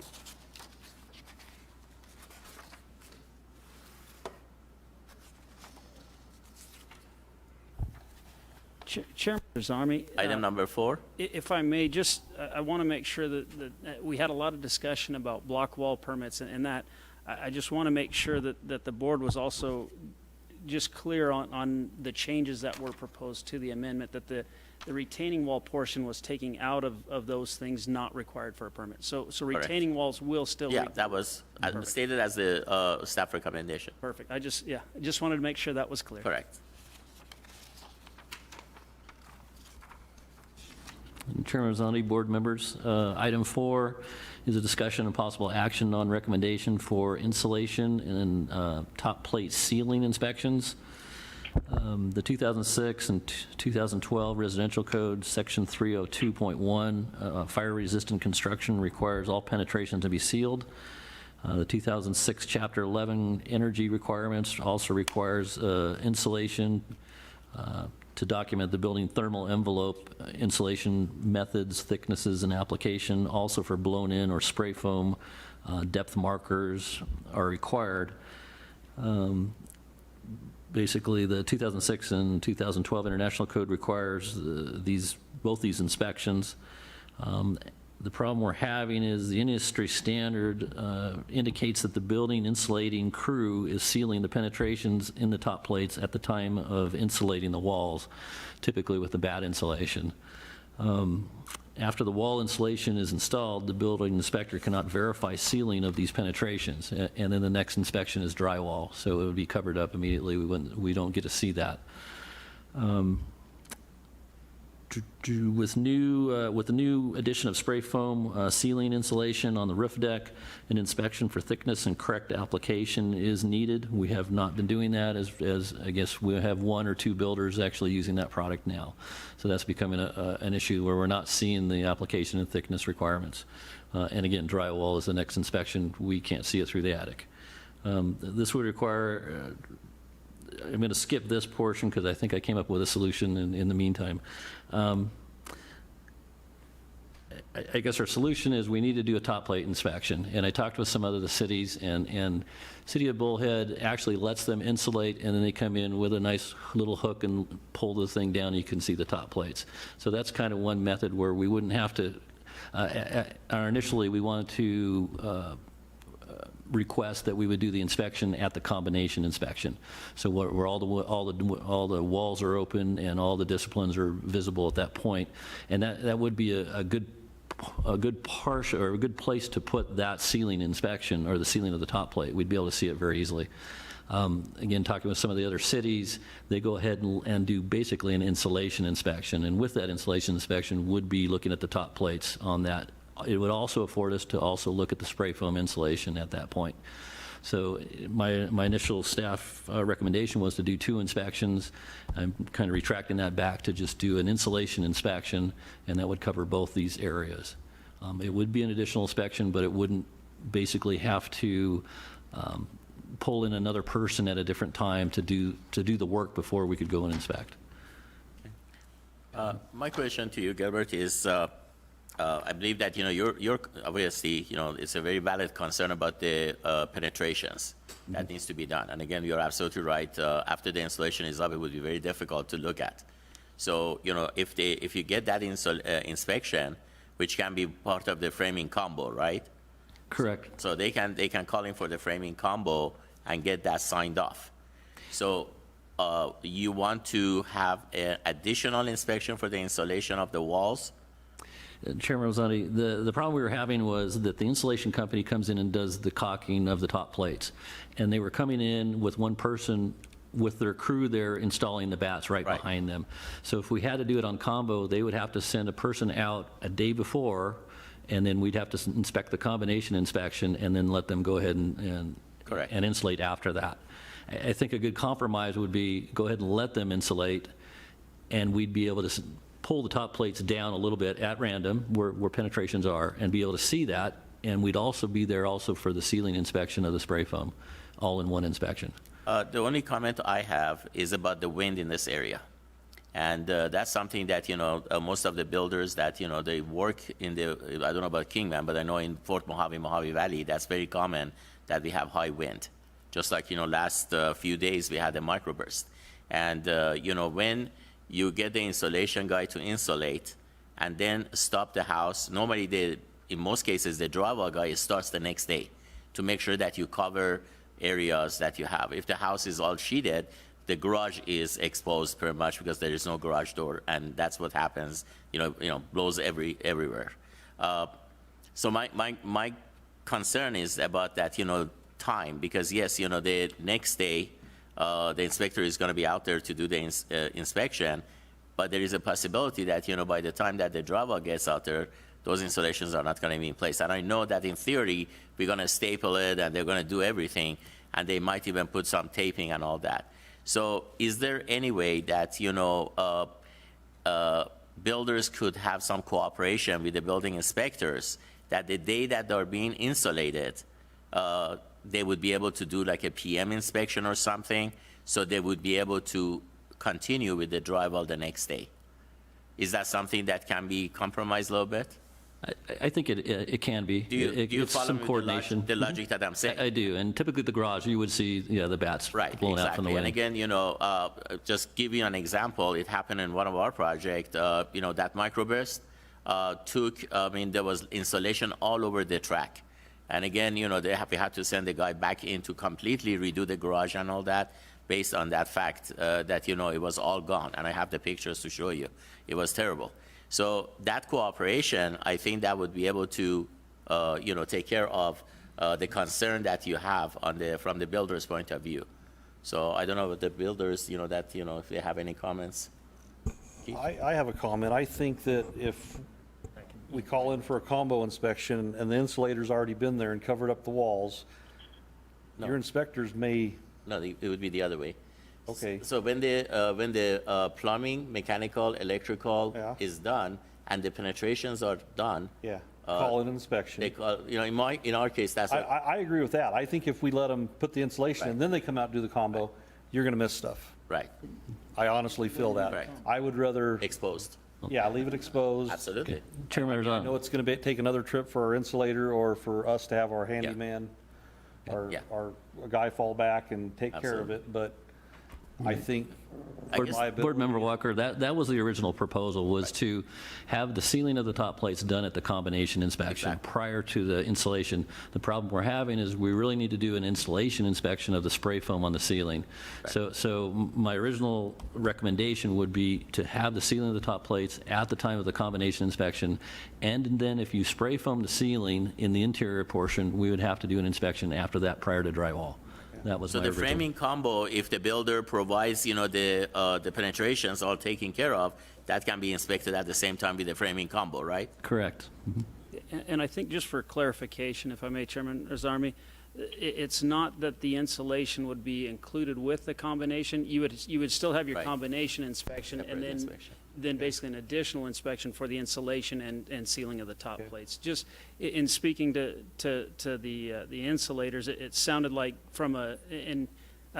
you guys are the experts in this, so definitely you guys know the process much better than we do, but it seemed that the process was, as Gilbert mentioned, that the insulator will seal that top plate, put in the insulation and all that. So in trying to work with that work schedule and not interfere with your guys' process as much as possible, Gilbert was saying that perhaps at the insulation, we could do an insulation inspection where we're checking the spray foam, and then we can also check that top plate at the same time. Okay, and But the- it would be a separate from the combination. And the blown-in insulation is still would be the same as before, right?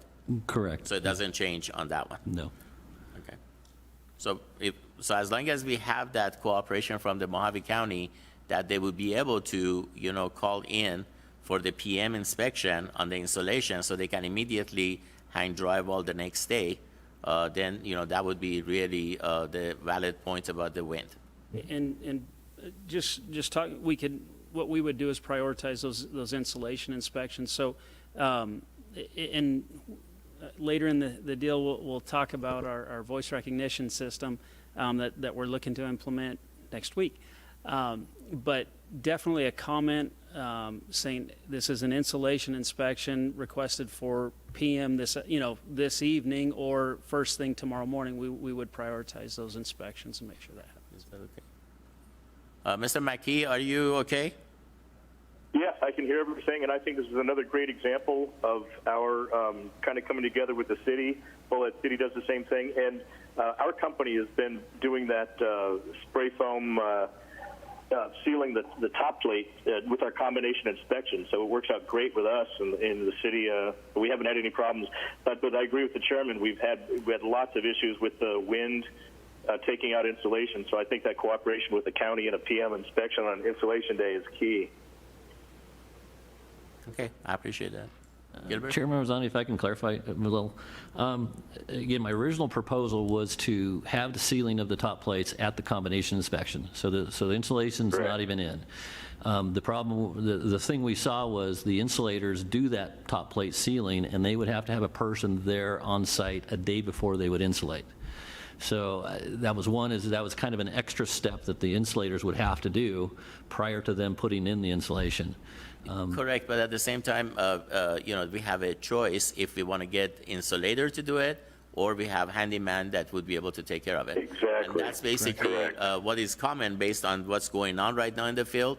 All that is basically taken care of for the framing combo, and it's all taken care of so your inspectors can see it, and then, we schedule the installation contractor to come in and take care of the installation. Okay, and that was my recommendation, is have the top plate sealing on the combo inspection. Correct. And then if you did spray foam sealing insulation, that we'd have to do an inspection prior to drywall. Correct.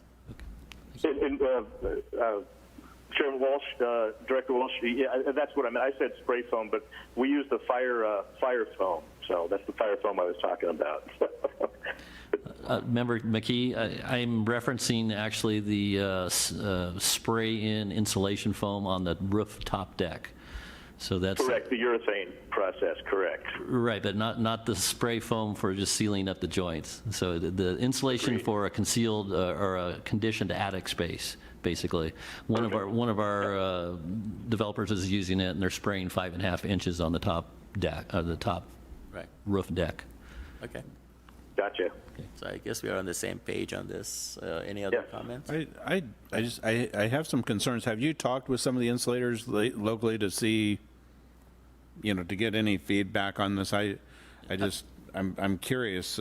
And Chairman Riggi, Member Riggi, I have talked with Banker Insulation. They're one of the major ones, and they would have to send an extra person out at a different time to do that, or the developer or contractor would have to, have somebody seal those plates up. Okay. We're really talking about two things. We're talking about the top plate, and then for the contractors that are doing the cellulose insulation on the underside of the deck, that's a if you're not doing that, then, this amounts basically to another inspection that can't be done.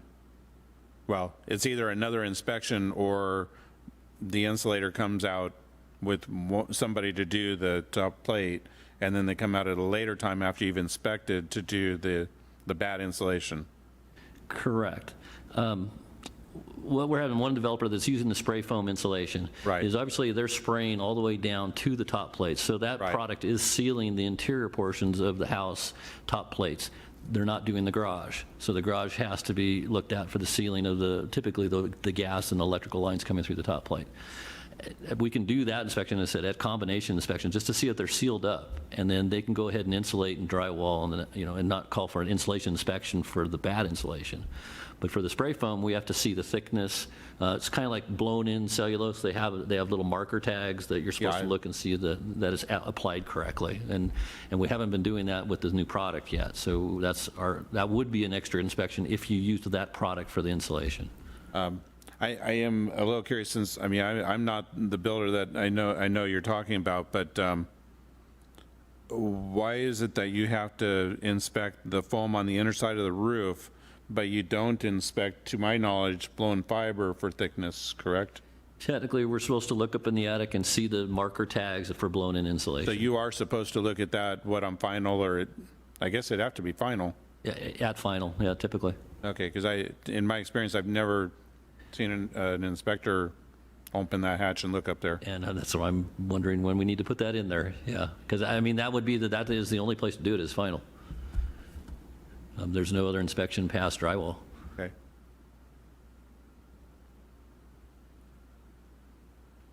And I think that would be consistent, which we talked about with I don't know about City of Kingman, but it would be consistent with the City of Bullhead City as well.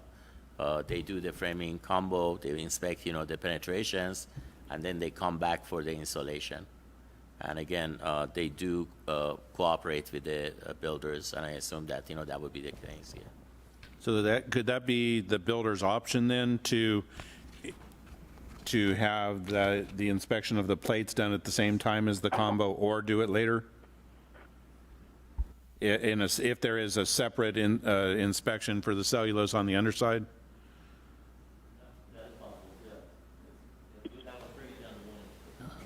That would bring it down to one inspection, yes. Okay, all right. That could be possible. Kind of like a builder right now would, with that combo, I usually call in green tags, but there's nothing that says I have to call in the green tag right then. So I could call in for the plate inspection separately or with it, as long as they're not insulated. Correct. All right. Okay, any other question? Okay, are we clear on the motion then? Everything? Gilbert, do you want to make a change on your recommendation? Chairman Rosami, my recommendation would be to basically have the top plate sealed at the time of the combination inspection, and then if you're using the spray foam insulation on the roof deck, a separate inspection for that prior to the drywall. Okay. That's just a And the word procedure. cooperation, it would be there, right? All right, we have a motion? I have a motion on that item. For a staff recommendation. Do we have a second? Second. Second. We have a motion, we have a second. Further discussion? All in favor say aye. Aye. Aye. Aye. Aye. Any nays? Nay. Okay, we have a nay here. Did you record that? Yes, sir. Okay, thank you. Motion carries.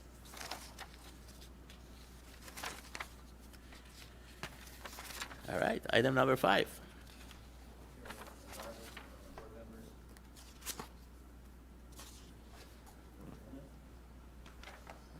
Okay. Chairman, board members, item 5 is a discussion and possible action on roof shear nailing inspection. This was put on the agenda by board member Hamilton.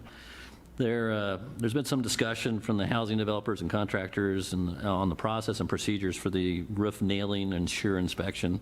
There's been some questions regarding liability, safety, the availability of access or ladders, and if this inspection is necessary.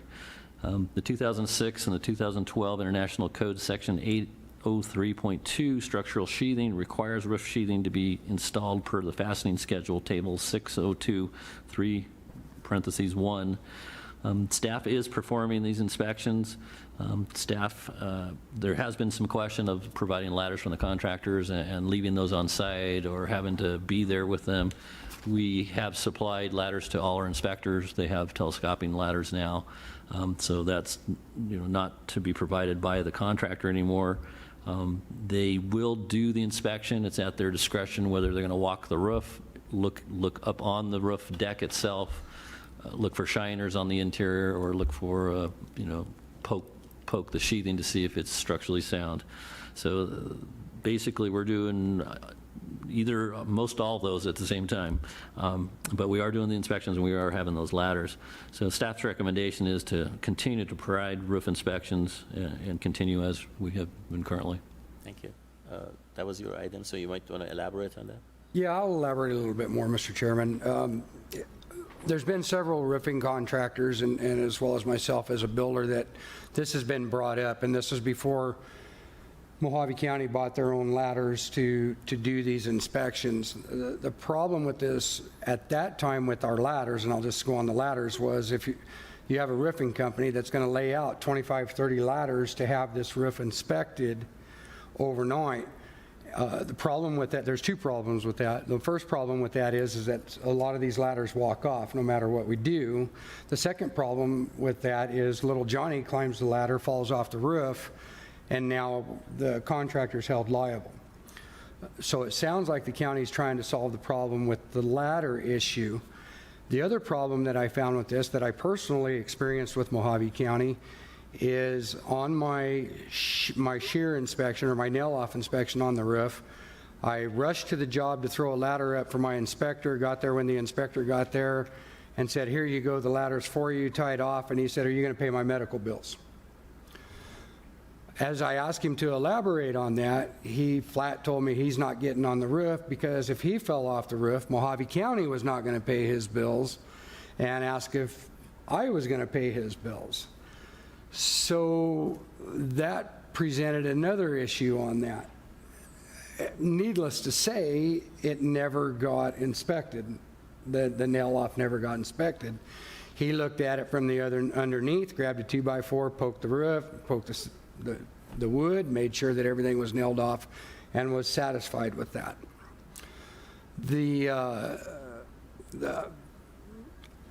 That holds true to roofing companies when they're trying to get these houses roofed as well.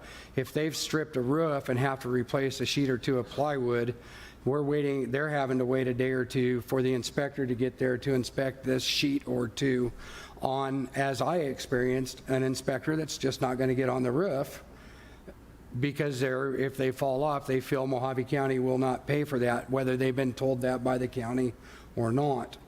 Now, we did have some discussion earlier about how we would like to be with the city of Kingman on our inspections, be the same as them. The city of Kingman does not require this.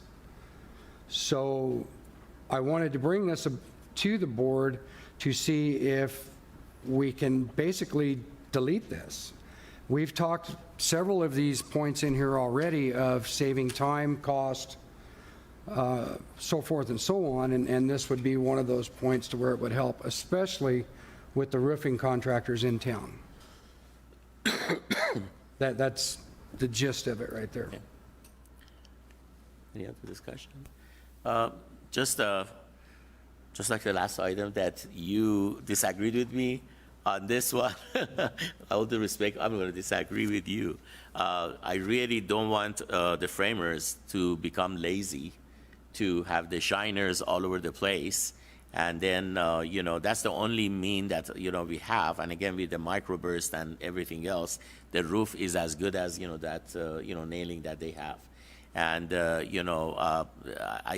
go through a lot of these homes and I see that, because of this, I don't know, we can call it high turnover or lack of labor available to the market, the framers that they got to work about 60 days, they become like, the head framers or something like that, and they start shooting those patterns, and from underneath, you see those shiners. And I believe that, that is a very good indication for the inspectors to grab that 2x4 and check the roof on it. So I'm thinking that, we leave it open to the inspectors, for them to, I understand, like we have some of our homes 512 and it's a high pitch and slippery and all that. But if they, are able to inspect it that way, at least, that to me is very kind of important part of the construction. I understand your point of view, but at the same time, I can understand that, Mojave County inspectors, why they are not going to get on that roof. Because we had one case, I believe, already. Didn't we? That somebody... I'm not aware of a case where somebody fell off. That's a rumor then. But I will, if I may, Chairman Azarmi and Board Member Hamilton, I would like to speak with you afterwards to know who that inspector was, so I can have some discussions on the side there as well. But definitely, the county, if I have an inspector that gets hurt on the job, he's covered under workman's compensation. So definitely the county covers those medical bills. Any injury related to work injury, but if I have an inspector that's having those types of discussions or those, I want to be able to speak with that inspector and address those concerns and address those types of conversations that they're having outside of the county. No, I understand. I'd also like to add too, and you might not be aware of, we've had a complete turnover in inspectors in the last year. I think our caliber of inspections, and I'll go into that with our accomplishments later in the thing, that we've got a better crew, I believe, than we used to. And Mr. Chairman, this is what makes America great, is that we get to disagree on some stuff as well. Absolutely. But with the point on that, it's left up to us on a block wall just as it would be on the roof, just as it would be on the roofer.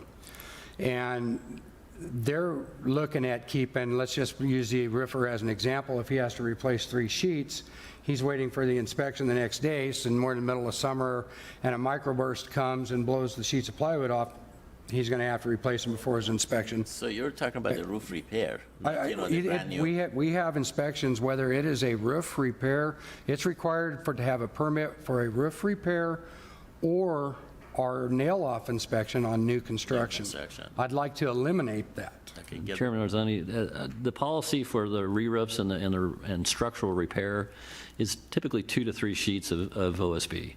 Once you exceed that, we do require a permit for structural, that and an inspection would be required at that time. So if it's just general repairs on a re-roof or something, we don't even There's count no that need as for structural inspection? repairs. I disagree. I have been red tagged for replacing fascia and a roof and not one piece of plywood. And I believe that inspector is no longer with us. Where are we going to draw the line? That delayed me 3 or 4 days, and it cost me money to get the permit. So where are we going to draw the line on this? This is my point. Chairman Azarmi, if I may make a clarification between a block wall and a roof inspection, the code actually exempts out fences up to 7 feet. As far as the determination on a block wall, it's somewhat silent as far as whether a block wall is a fence or a block wall is a structure, and therefore we bring it to the board to make that determination. The reason that we actually had permits prior to up to this point for block walls is it was an amendment by the Board of Supervisors, as recommended by the Building Code Advisory Board, to require permits for those. So what the previous action did was removed an amendment that the board placed in the building code to require those permits. So the difference here is we have code requiring these nailing patterns and nailing requirements for a roof, whereas the code does not require that permit for a fence up to 7 foot. So I just wanted to make that clarification between a block wall and the roofing. Thank you. And I understand that. I appreciate that. Mr. McKee, do you have any comments since you are also as part of the builder? I don't. I'm all for the amendment, or for to support Mr. Walsh's. I am getting lots of feedback at my end. I'm sorry if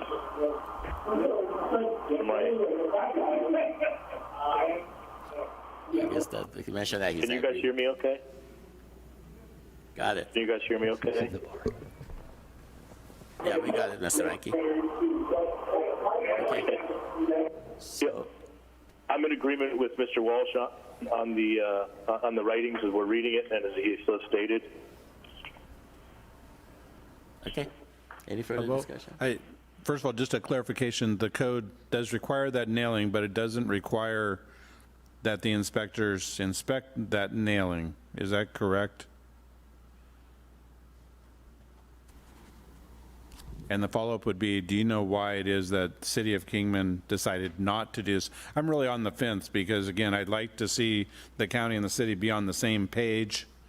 And Remember, the inspection is required. I mean, obviously, if it's a requirement in the code, inspection is required by the building official. The reason they don't get on the roof, I can't answer that. I can kind of probably hint it's probably liability reasons. But it was liability reasons because of either the contractor supplying the ladder, not having the OSHA harness that's required, that the contractor would be responsible for.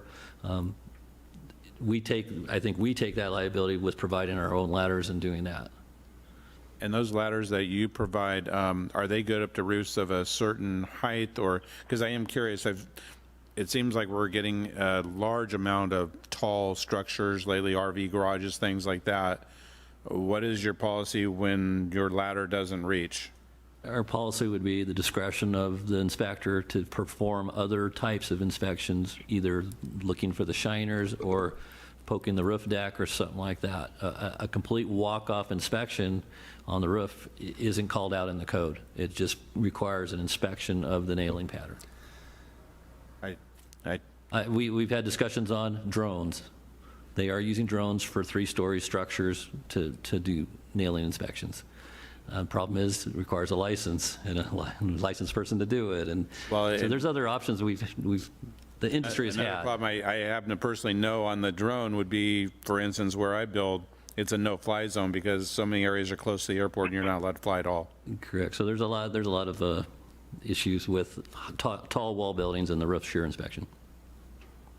And I understand, if I may, Mr. Chairman, I understand that it's up to the discretion of the inspector whether to look for shiners or so forth and so on, which also leads to discrimination with contractors as well.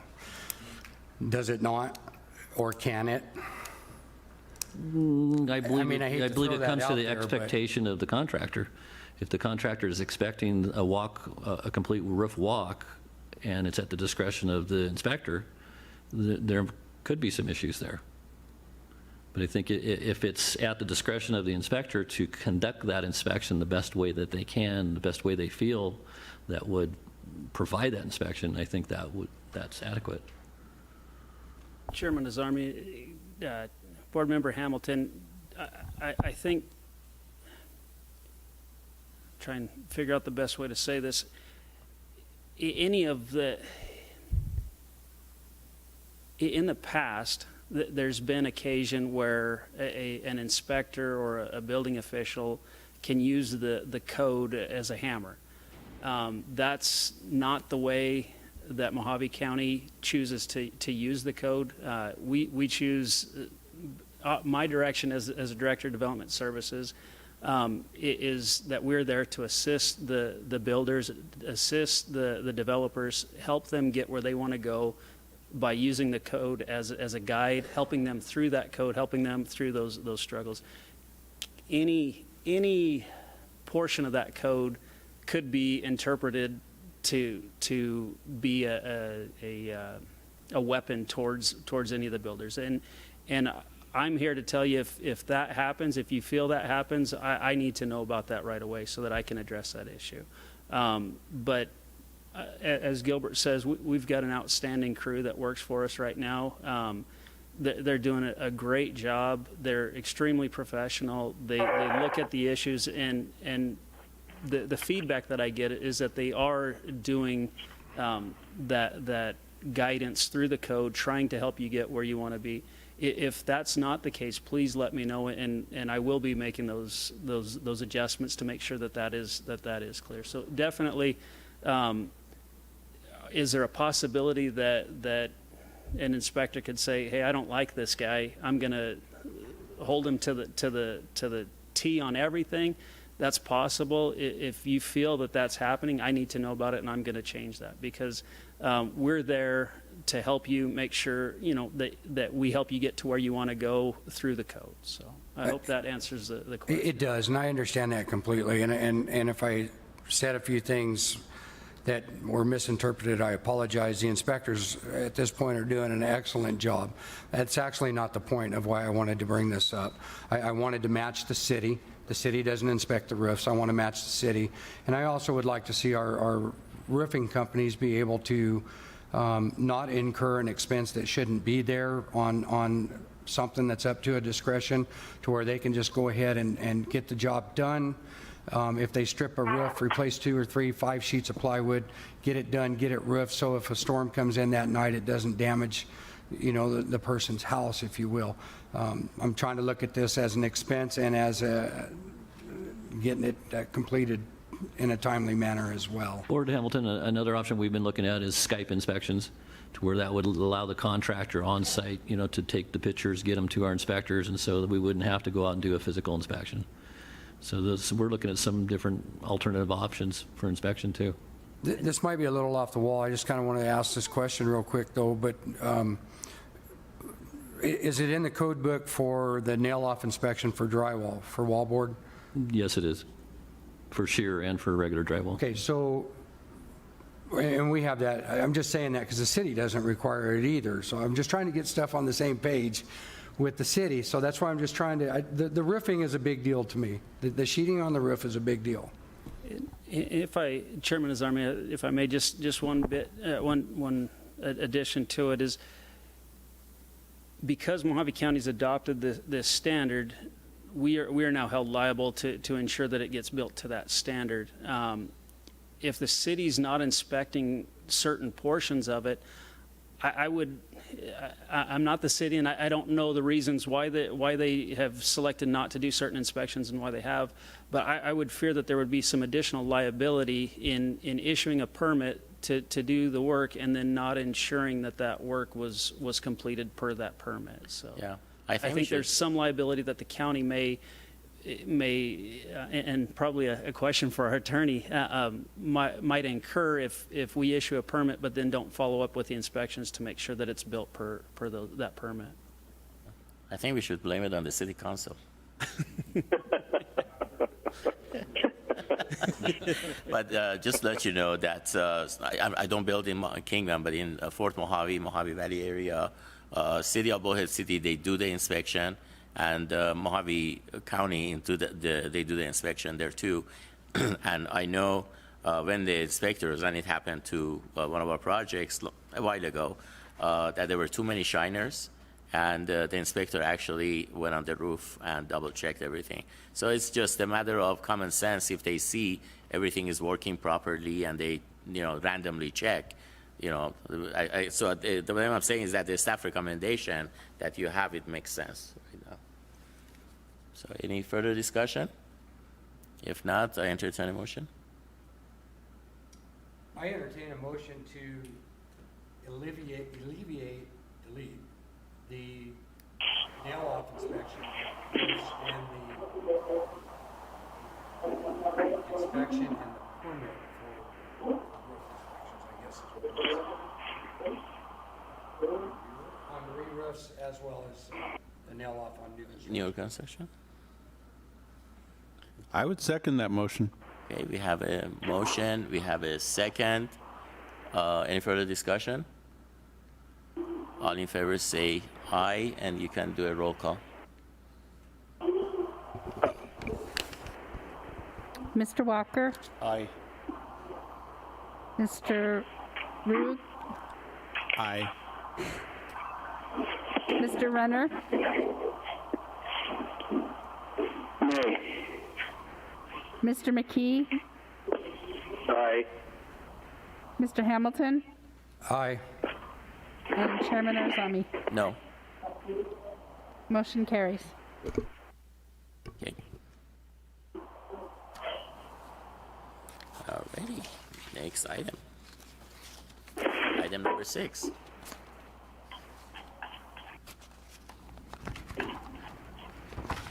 It is item number 7.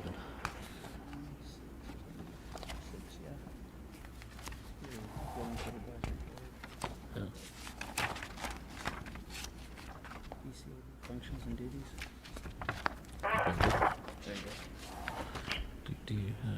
Chairman Azami and board members, item 6 is a discussion and possible revision of to the Building Code Advisory Board functions and duties to match the bylaws. What we found is minor discrepancies were discovered between the functions and duties and the bylaws. Building Code Advisory Board Article 3, Functions and Duties, establishes a semi-annual meeting to be held on the second Tuesday of January and June, and establishes meetings to be rotated between meeting rooms at Kingman, Lake Havasu, and Bullhead. The Building Code Advisory Board bylaws, Article 3, Section 1, establishes an annual meeting for the installation of new officers and election of officers to be held at the beginning of each year. Staff recommends that the Building Code Advisory Board functions and duties are revised to align with the Building Code Advisory Board bylaws, revised to read, an annual meeting be held at the beginning of the year to establish new members and the election of officers, and subsequent meetings are to be held on an as-needed basis. Meetings are to be held at the Mojave County Board of Supervisors Auditorium. That concludes my staff report. The only comment I have is you're specifying just the Board of Supervisors Auditorium. I think it should be left also at the discretion of the director, just in case we have a seminar or something. We had cases that we had to go to different locations, especially when you get to the code review. Definitely availability becomes an issue, so that's the only recommendation I have. Staff would agree with that? How would you rate that? Discussion? Nothing. Okay. Where? So basically it would be based on the staff recommendation with the stipulation that director of the development services would be able to relocate us to someplace else. Okay. Do we have a motion? I would make a motion that we pass that. Okay. We have a motion. We have a second. Further discussion? All in favor say aye. Aye. Aye. Aye. Any nays? Motion carries. All right.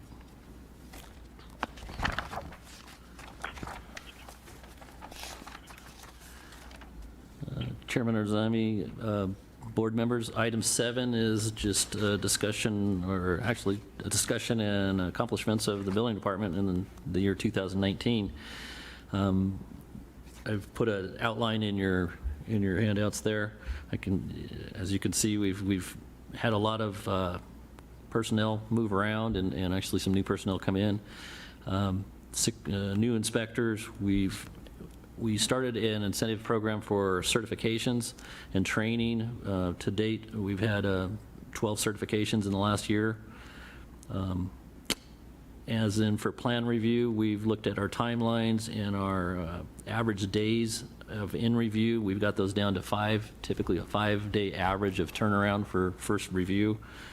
We've revised some of our correction letters, and we've hired additional plan reviewers to meet the increase in demand for the construction. Inspection-wise, we basically increased the number of stops and the number of inspections, again, according to the demand we've seen in the last couple of years. We've revised our permit cards and our numbering system. We're going to be activating an integrated voice recognition system, an IVR system. That's going to go live September 1st, which is really going to be a lot better than calling in on an answering machine and trying to hear somebody in the wind. So the system, I think a lot of you are used to a typical type system that the cities have had or some other counties have had. So that's going to be a real improvement to our system. We've instituted a computer mobile office for our inspectors, so most everything is electronic in the field. That's also going to integrate with the IVR system, which will either put out a text notice or an email to the applicant saying directly if you passed your inspection, you didn't pass your inspection. It'll lead you to where you can see your corrections if you had those.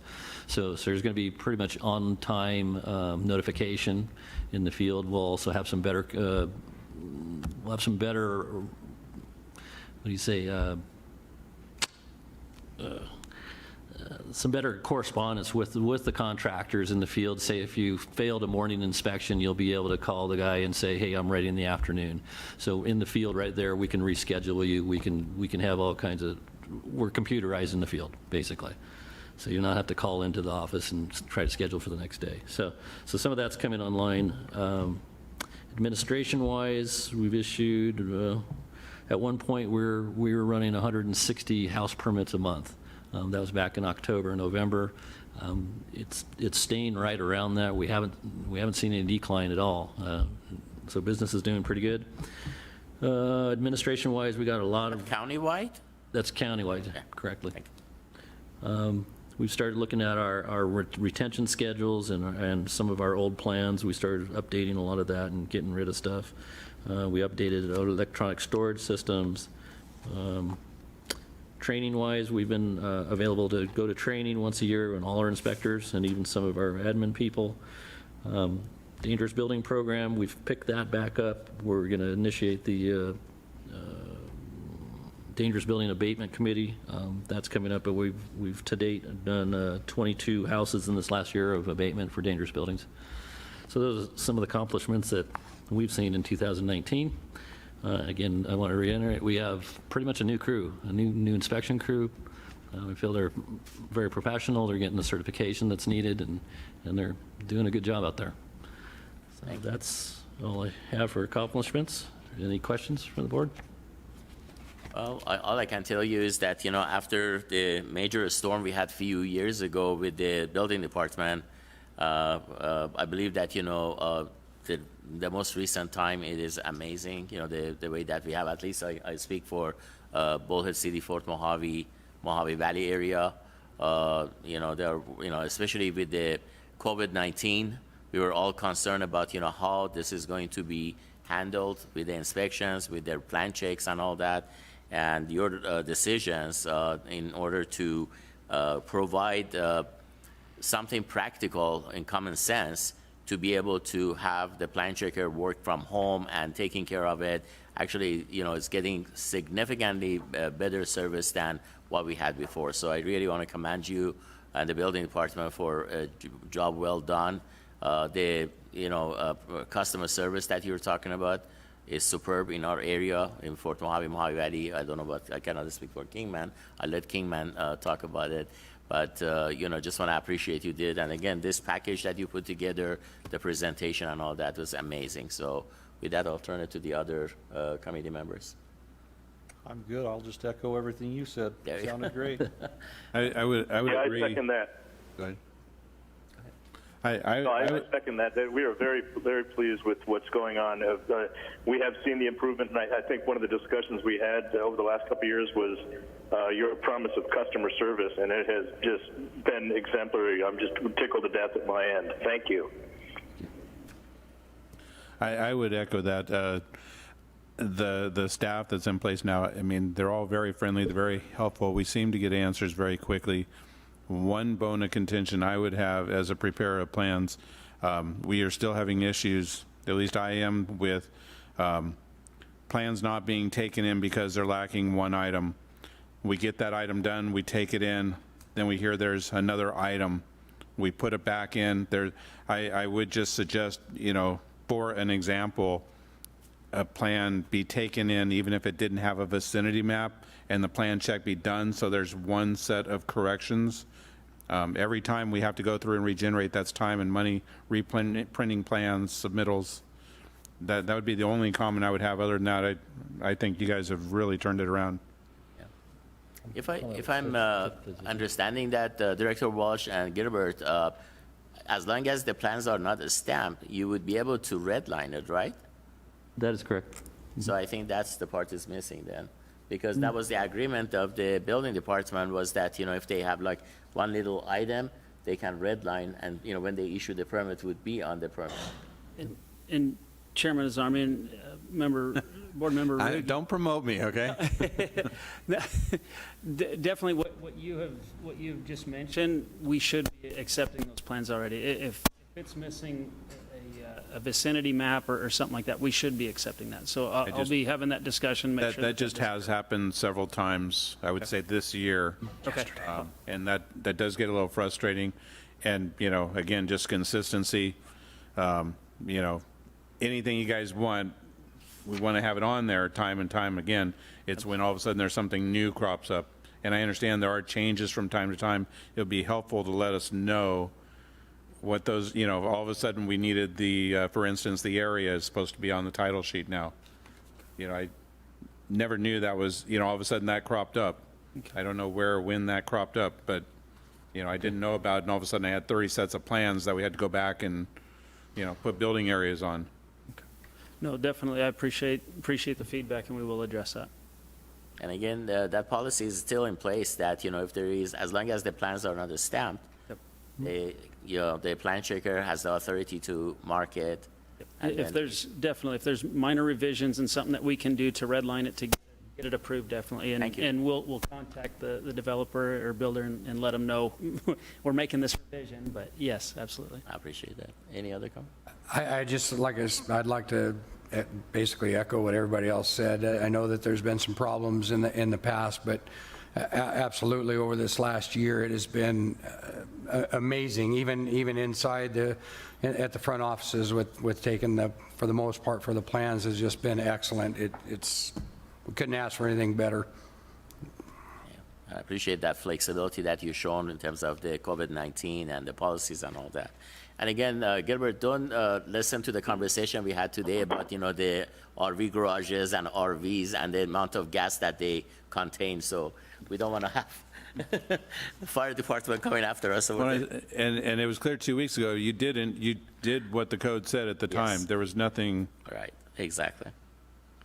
Do we have any other item?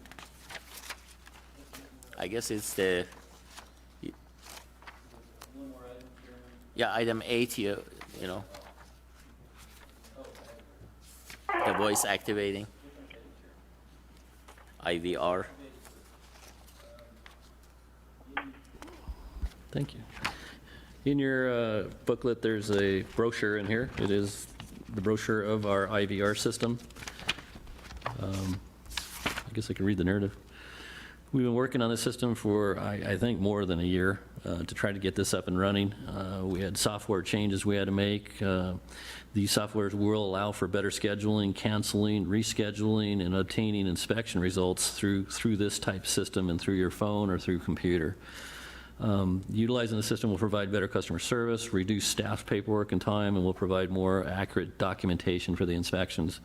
The inspection cards and inspection numbering systems have been updated prior to the to activating this IVR system. And if you would look at your brochure, basically the inspections are put down in certain numbers and categories. There's first inspections, second inspections, third, fourth, fifth, and sixth and final. So a lot of the other jurisdictions, larger jurisdictions, have already adopted some type of method like this. So feedback from some of the contractors are they're kind of familiar with this type of a system. It's new to us, obviously. We're going to go live with it on September 1st. Have patience with us, please, because it should work, but knock on wood, hopefully don't have any problems. There are other ways around it. If you can't get in the system, there will be a live person after 8 to answer, to schedule you and stuff like that until we can get really up and running with everybody. Gilbert, is that going to be like an overlapping time, like the old system is still in place, or as of September 1st is going to be the new system? As of September 1st, the call-in line will go directly to the computer. Yes, it won't go to an answer machine. This information is being sent to all the builders and contractors and... For, I believe, several months we've had the brochures out. We've actually inserted these into the plan or into the inspection cards that are in the field on current inspections prior to the September 1st. So we've also put in the permits that are out there in the field right now. We've also put in an inspection list of how to call those in and what inspections that are required to be called in. So our inspectors have been inserting these for the last couple of months into all the outstanding permits that are out in the field. As Gilbert mentioned, I guess the fail-safe will be if you call during business hours and you struggle with it, you can't get what you need, there'll be an option to talk to a live person. So as long as it's 8 to 5 during the week, if you're struggling with it, you can hit 0 or whatever the option is and be able to talk to somebody. So, but I think for the most part, there'll be a learning curve with it, but I think in the end, it'll be pretty user-friendly. Another option with this is texting in. So if you've got subcontractors that are good with texting and all of that, they can text in and text the inspection that way. But the pamphlets are real handy because those have the inspection numbers that will correspond with the system there. So. I appreciate that. Any question? No, I've used a system similar to this down in Chandler, and it works great. And I think it'll be saving time and everything. I think it'll be a big time saver for everybody. I appreciate that. Oh, thank you. Item number 9. I nominate Maddie.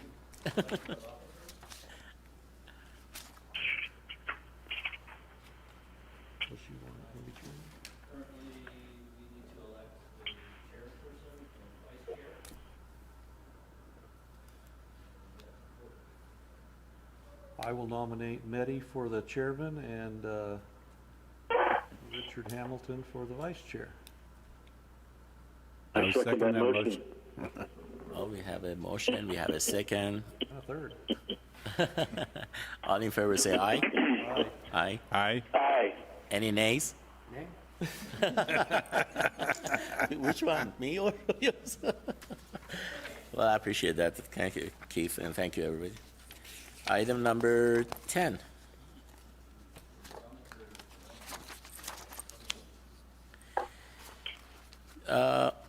On the comment section, I have a little bit of a problem with the laundry room. I always express that, because I think there is a big misunderstanding about this. If you have a washer and dryer, and then you add a sink, and then you have an outlet, my understanding is that that outlet need to be a GFI, circuit. But the understanding I guess we have is that, now the washer and the dryer needs to be also on GFI. Is that correct, Gilbert? The current code requires that if you have an electrical outlet within 6 feet of a water source or a wash tub, then it would have to be GFI protected. Okay, so what I just said is the new rule that you want to implement on, the washer and the dryer to be on the GFI. I'm not sure that's up to our current code. Okay. It sounds like that's the next code change. Okay, so above us. at this time, the washer and dryer can be, as they are, dedicated circuit. And then if they have a sink, which is the source of water, and there is an outlet next to it, that outlet needs to be GFI, correct? I believe the code states any outlet within 6 feet of the water source. So I think that's the conflict we're having, is that the washer and dryer outlet is within 6 feet of a wash tub. For many, many years, maybe 50 years, 60 years, the washer has the source of water right behind it. You have the hot, Correct. You have a cold, you have a drain, and they always be. And again, I'm sure you know the experience of GFI, especially, unfortunately, the one that are made in China. It trips, and that to me causes more problem than because you do have the circuit breaker. And again, I have to refer that to Mr. Keith Walker, because that to me is just like the garage doors that I disagree 100% in 120 degrees, people coming in and they have problem with the garage door being on a GFI. Same thing here. I believe that your understanding of the code, I think, is for if there is a sink, if there is a source of water outside of the washer and dryer, needs to be GFI. I don't know if I'm Keith. The way I've always interpreted it is if you have an outlet there and there's a sink there and your washer's plugged into there, but you have an extra, if you have a duplex there, you have an extra place somebody could plug something in. Now, if the dryer's a gas dryer, it would be plugged into that outlet also. But if the dryer is an electric, You have an open. you would have an opening in would be a that 220. duplex. So you'd need to put a simplex, a single outlet, so the washer plugs in and it's not on a GFI.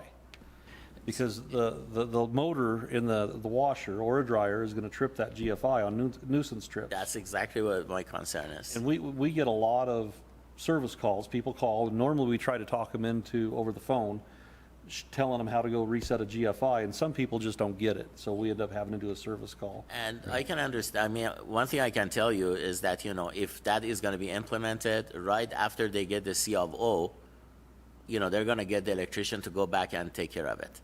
And I don't think that you want to encourage that kind of a behavior.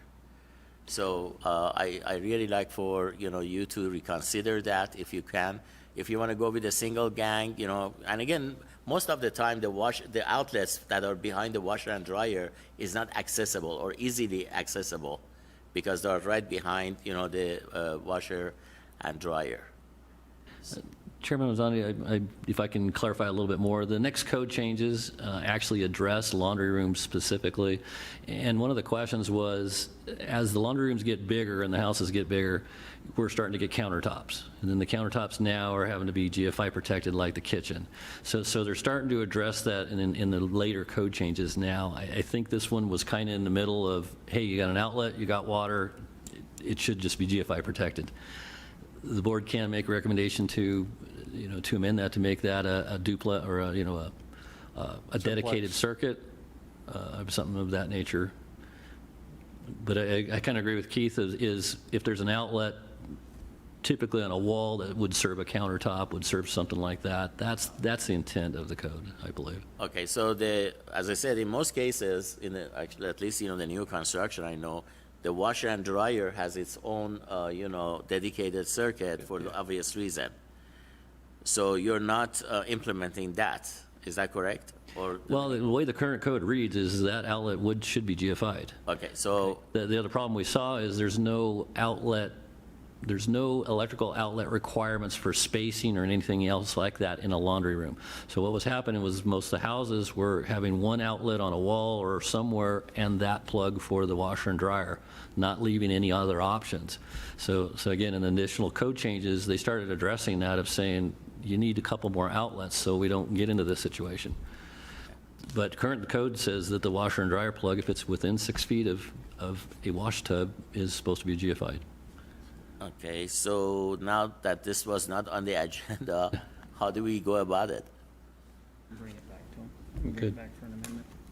We could bring it back to the board for discussion and. Can that has to be advertised and all that, so, It would okay. be amendment to There's the no code. shortcut then. And that cannot be a kind of a executive order by the building official to correct that? It's a code change. That's not an administrative move that I have the authority to make. All right. And is that the same for the garage door opener? As you remember, the board amended that. Yeah, I know, so, okay. Already? So, Director Walsh, you know what you need to be doing. We see item number 1 of our next meeting. Exactly. That was going to be my comment. I'm going to check Bring your that back on home. the I'm next going to one. come and check your home. If you have it on a non-GFI, I'm in trouble. I mean, you'll be in trouble. No, we'll bring that back at the next meeting. Is there any other items? Somebody wants to make a motion to adjourn? I move that we adjourn. We have a motion, we have a second, further discussion. All in favor say aye. Aye. Aye. Any nays? Thank you very much for everybody, and especially you long-distance people. Thank you, Chairman. Thank you. Thanks, everyone. Thanks, Maddie. Thank you. Bye-bye.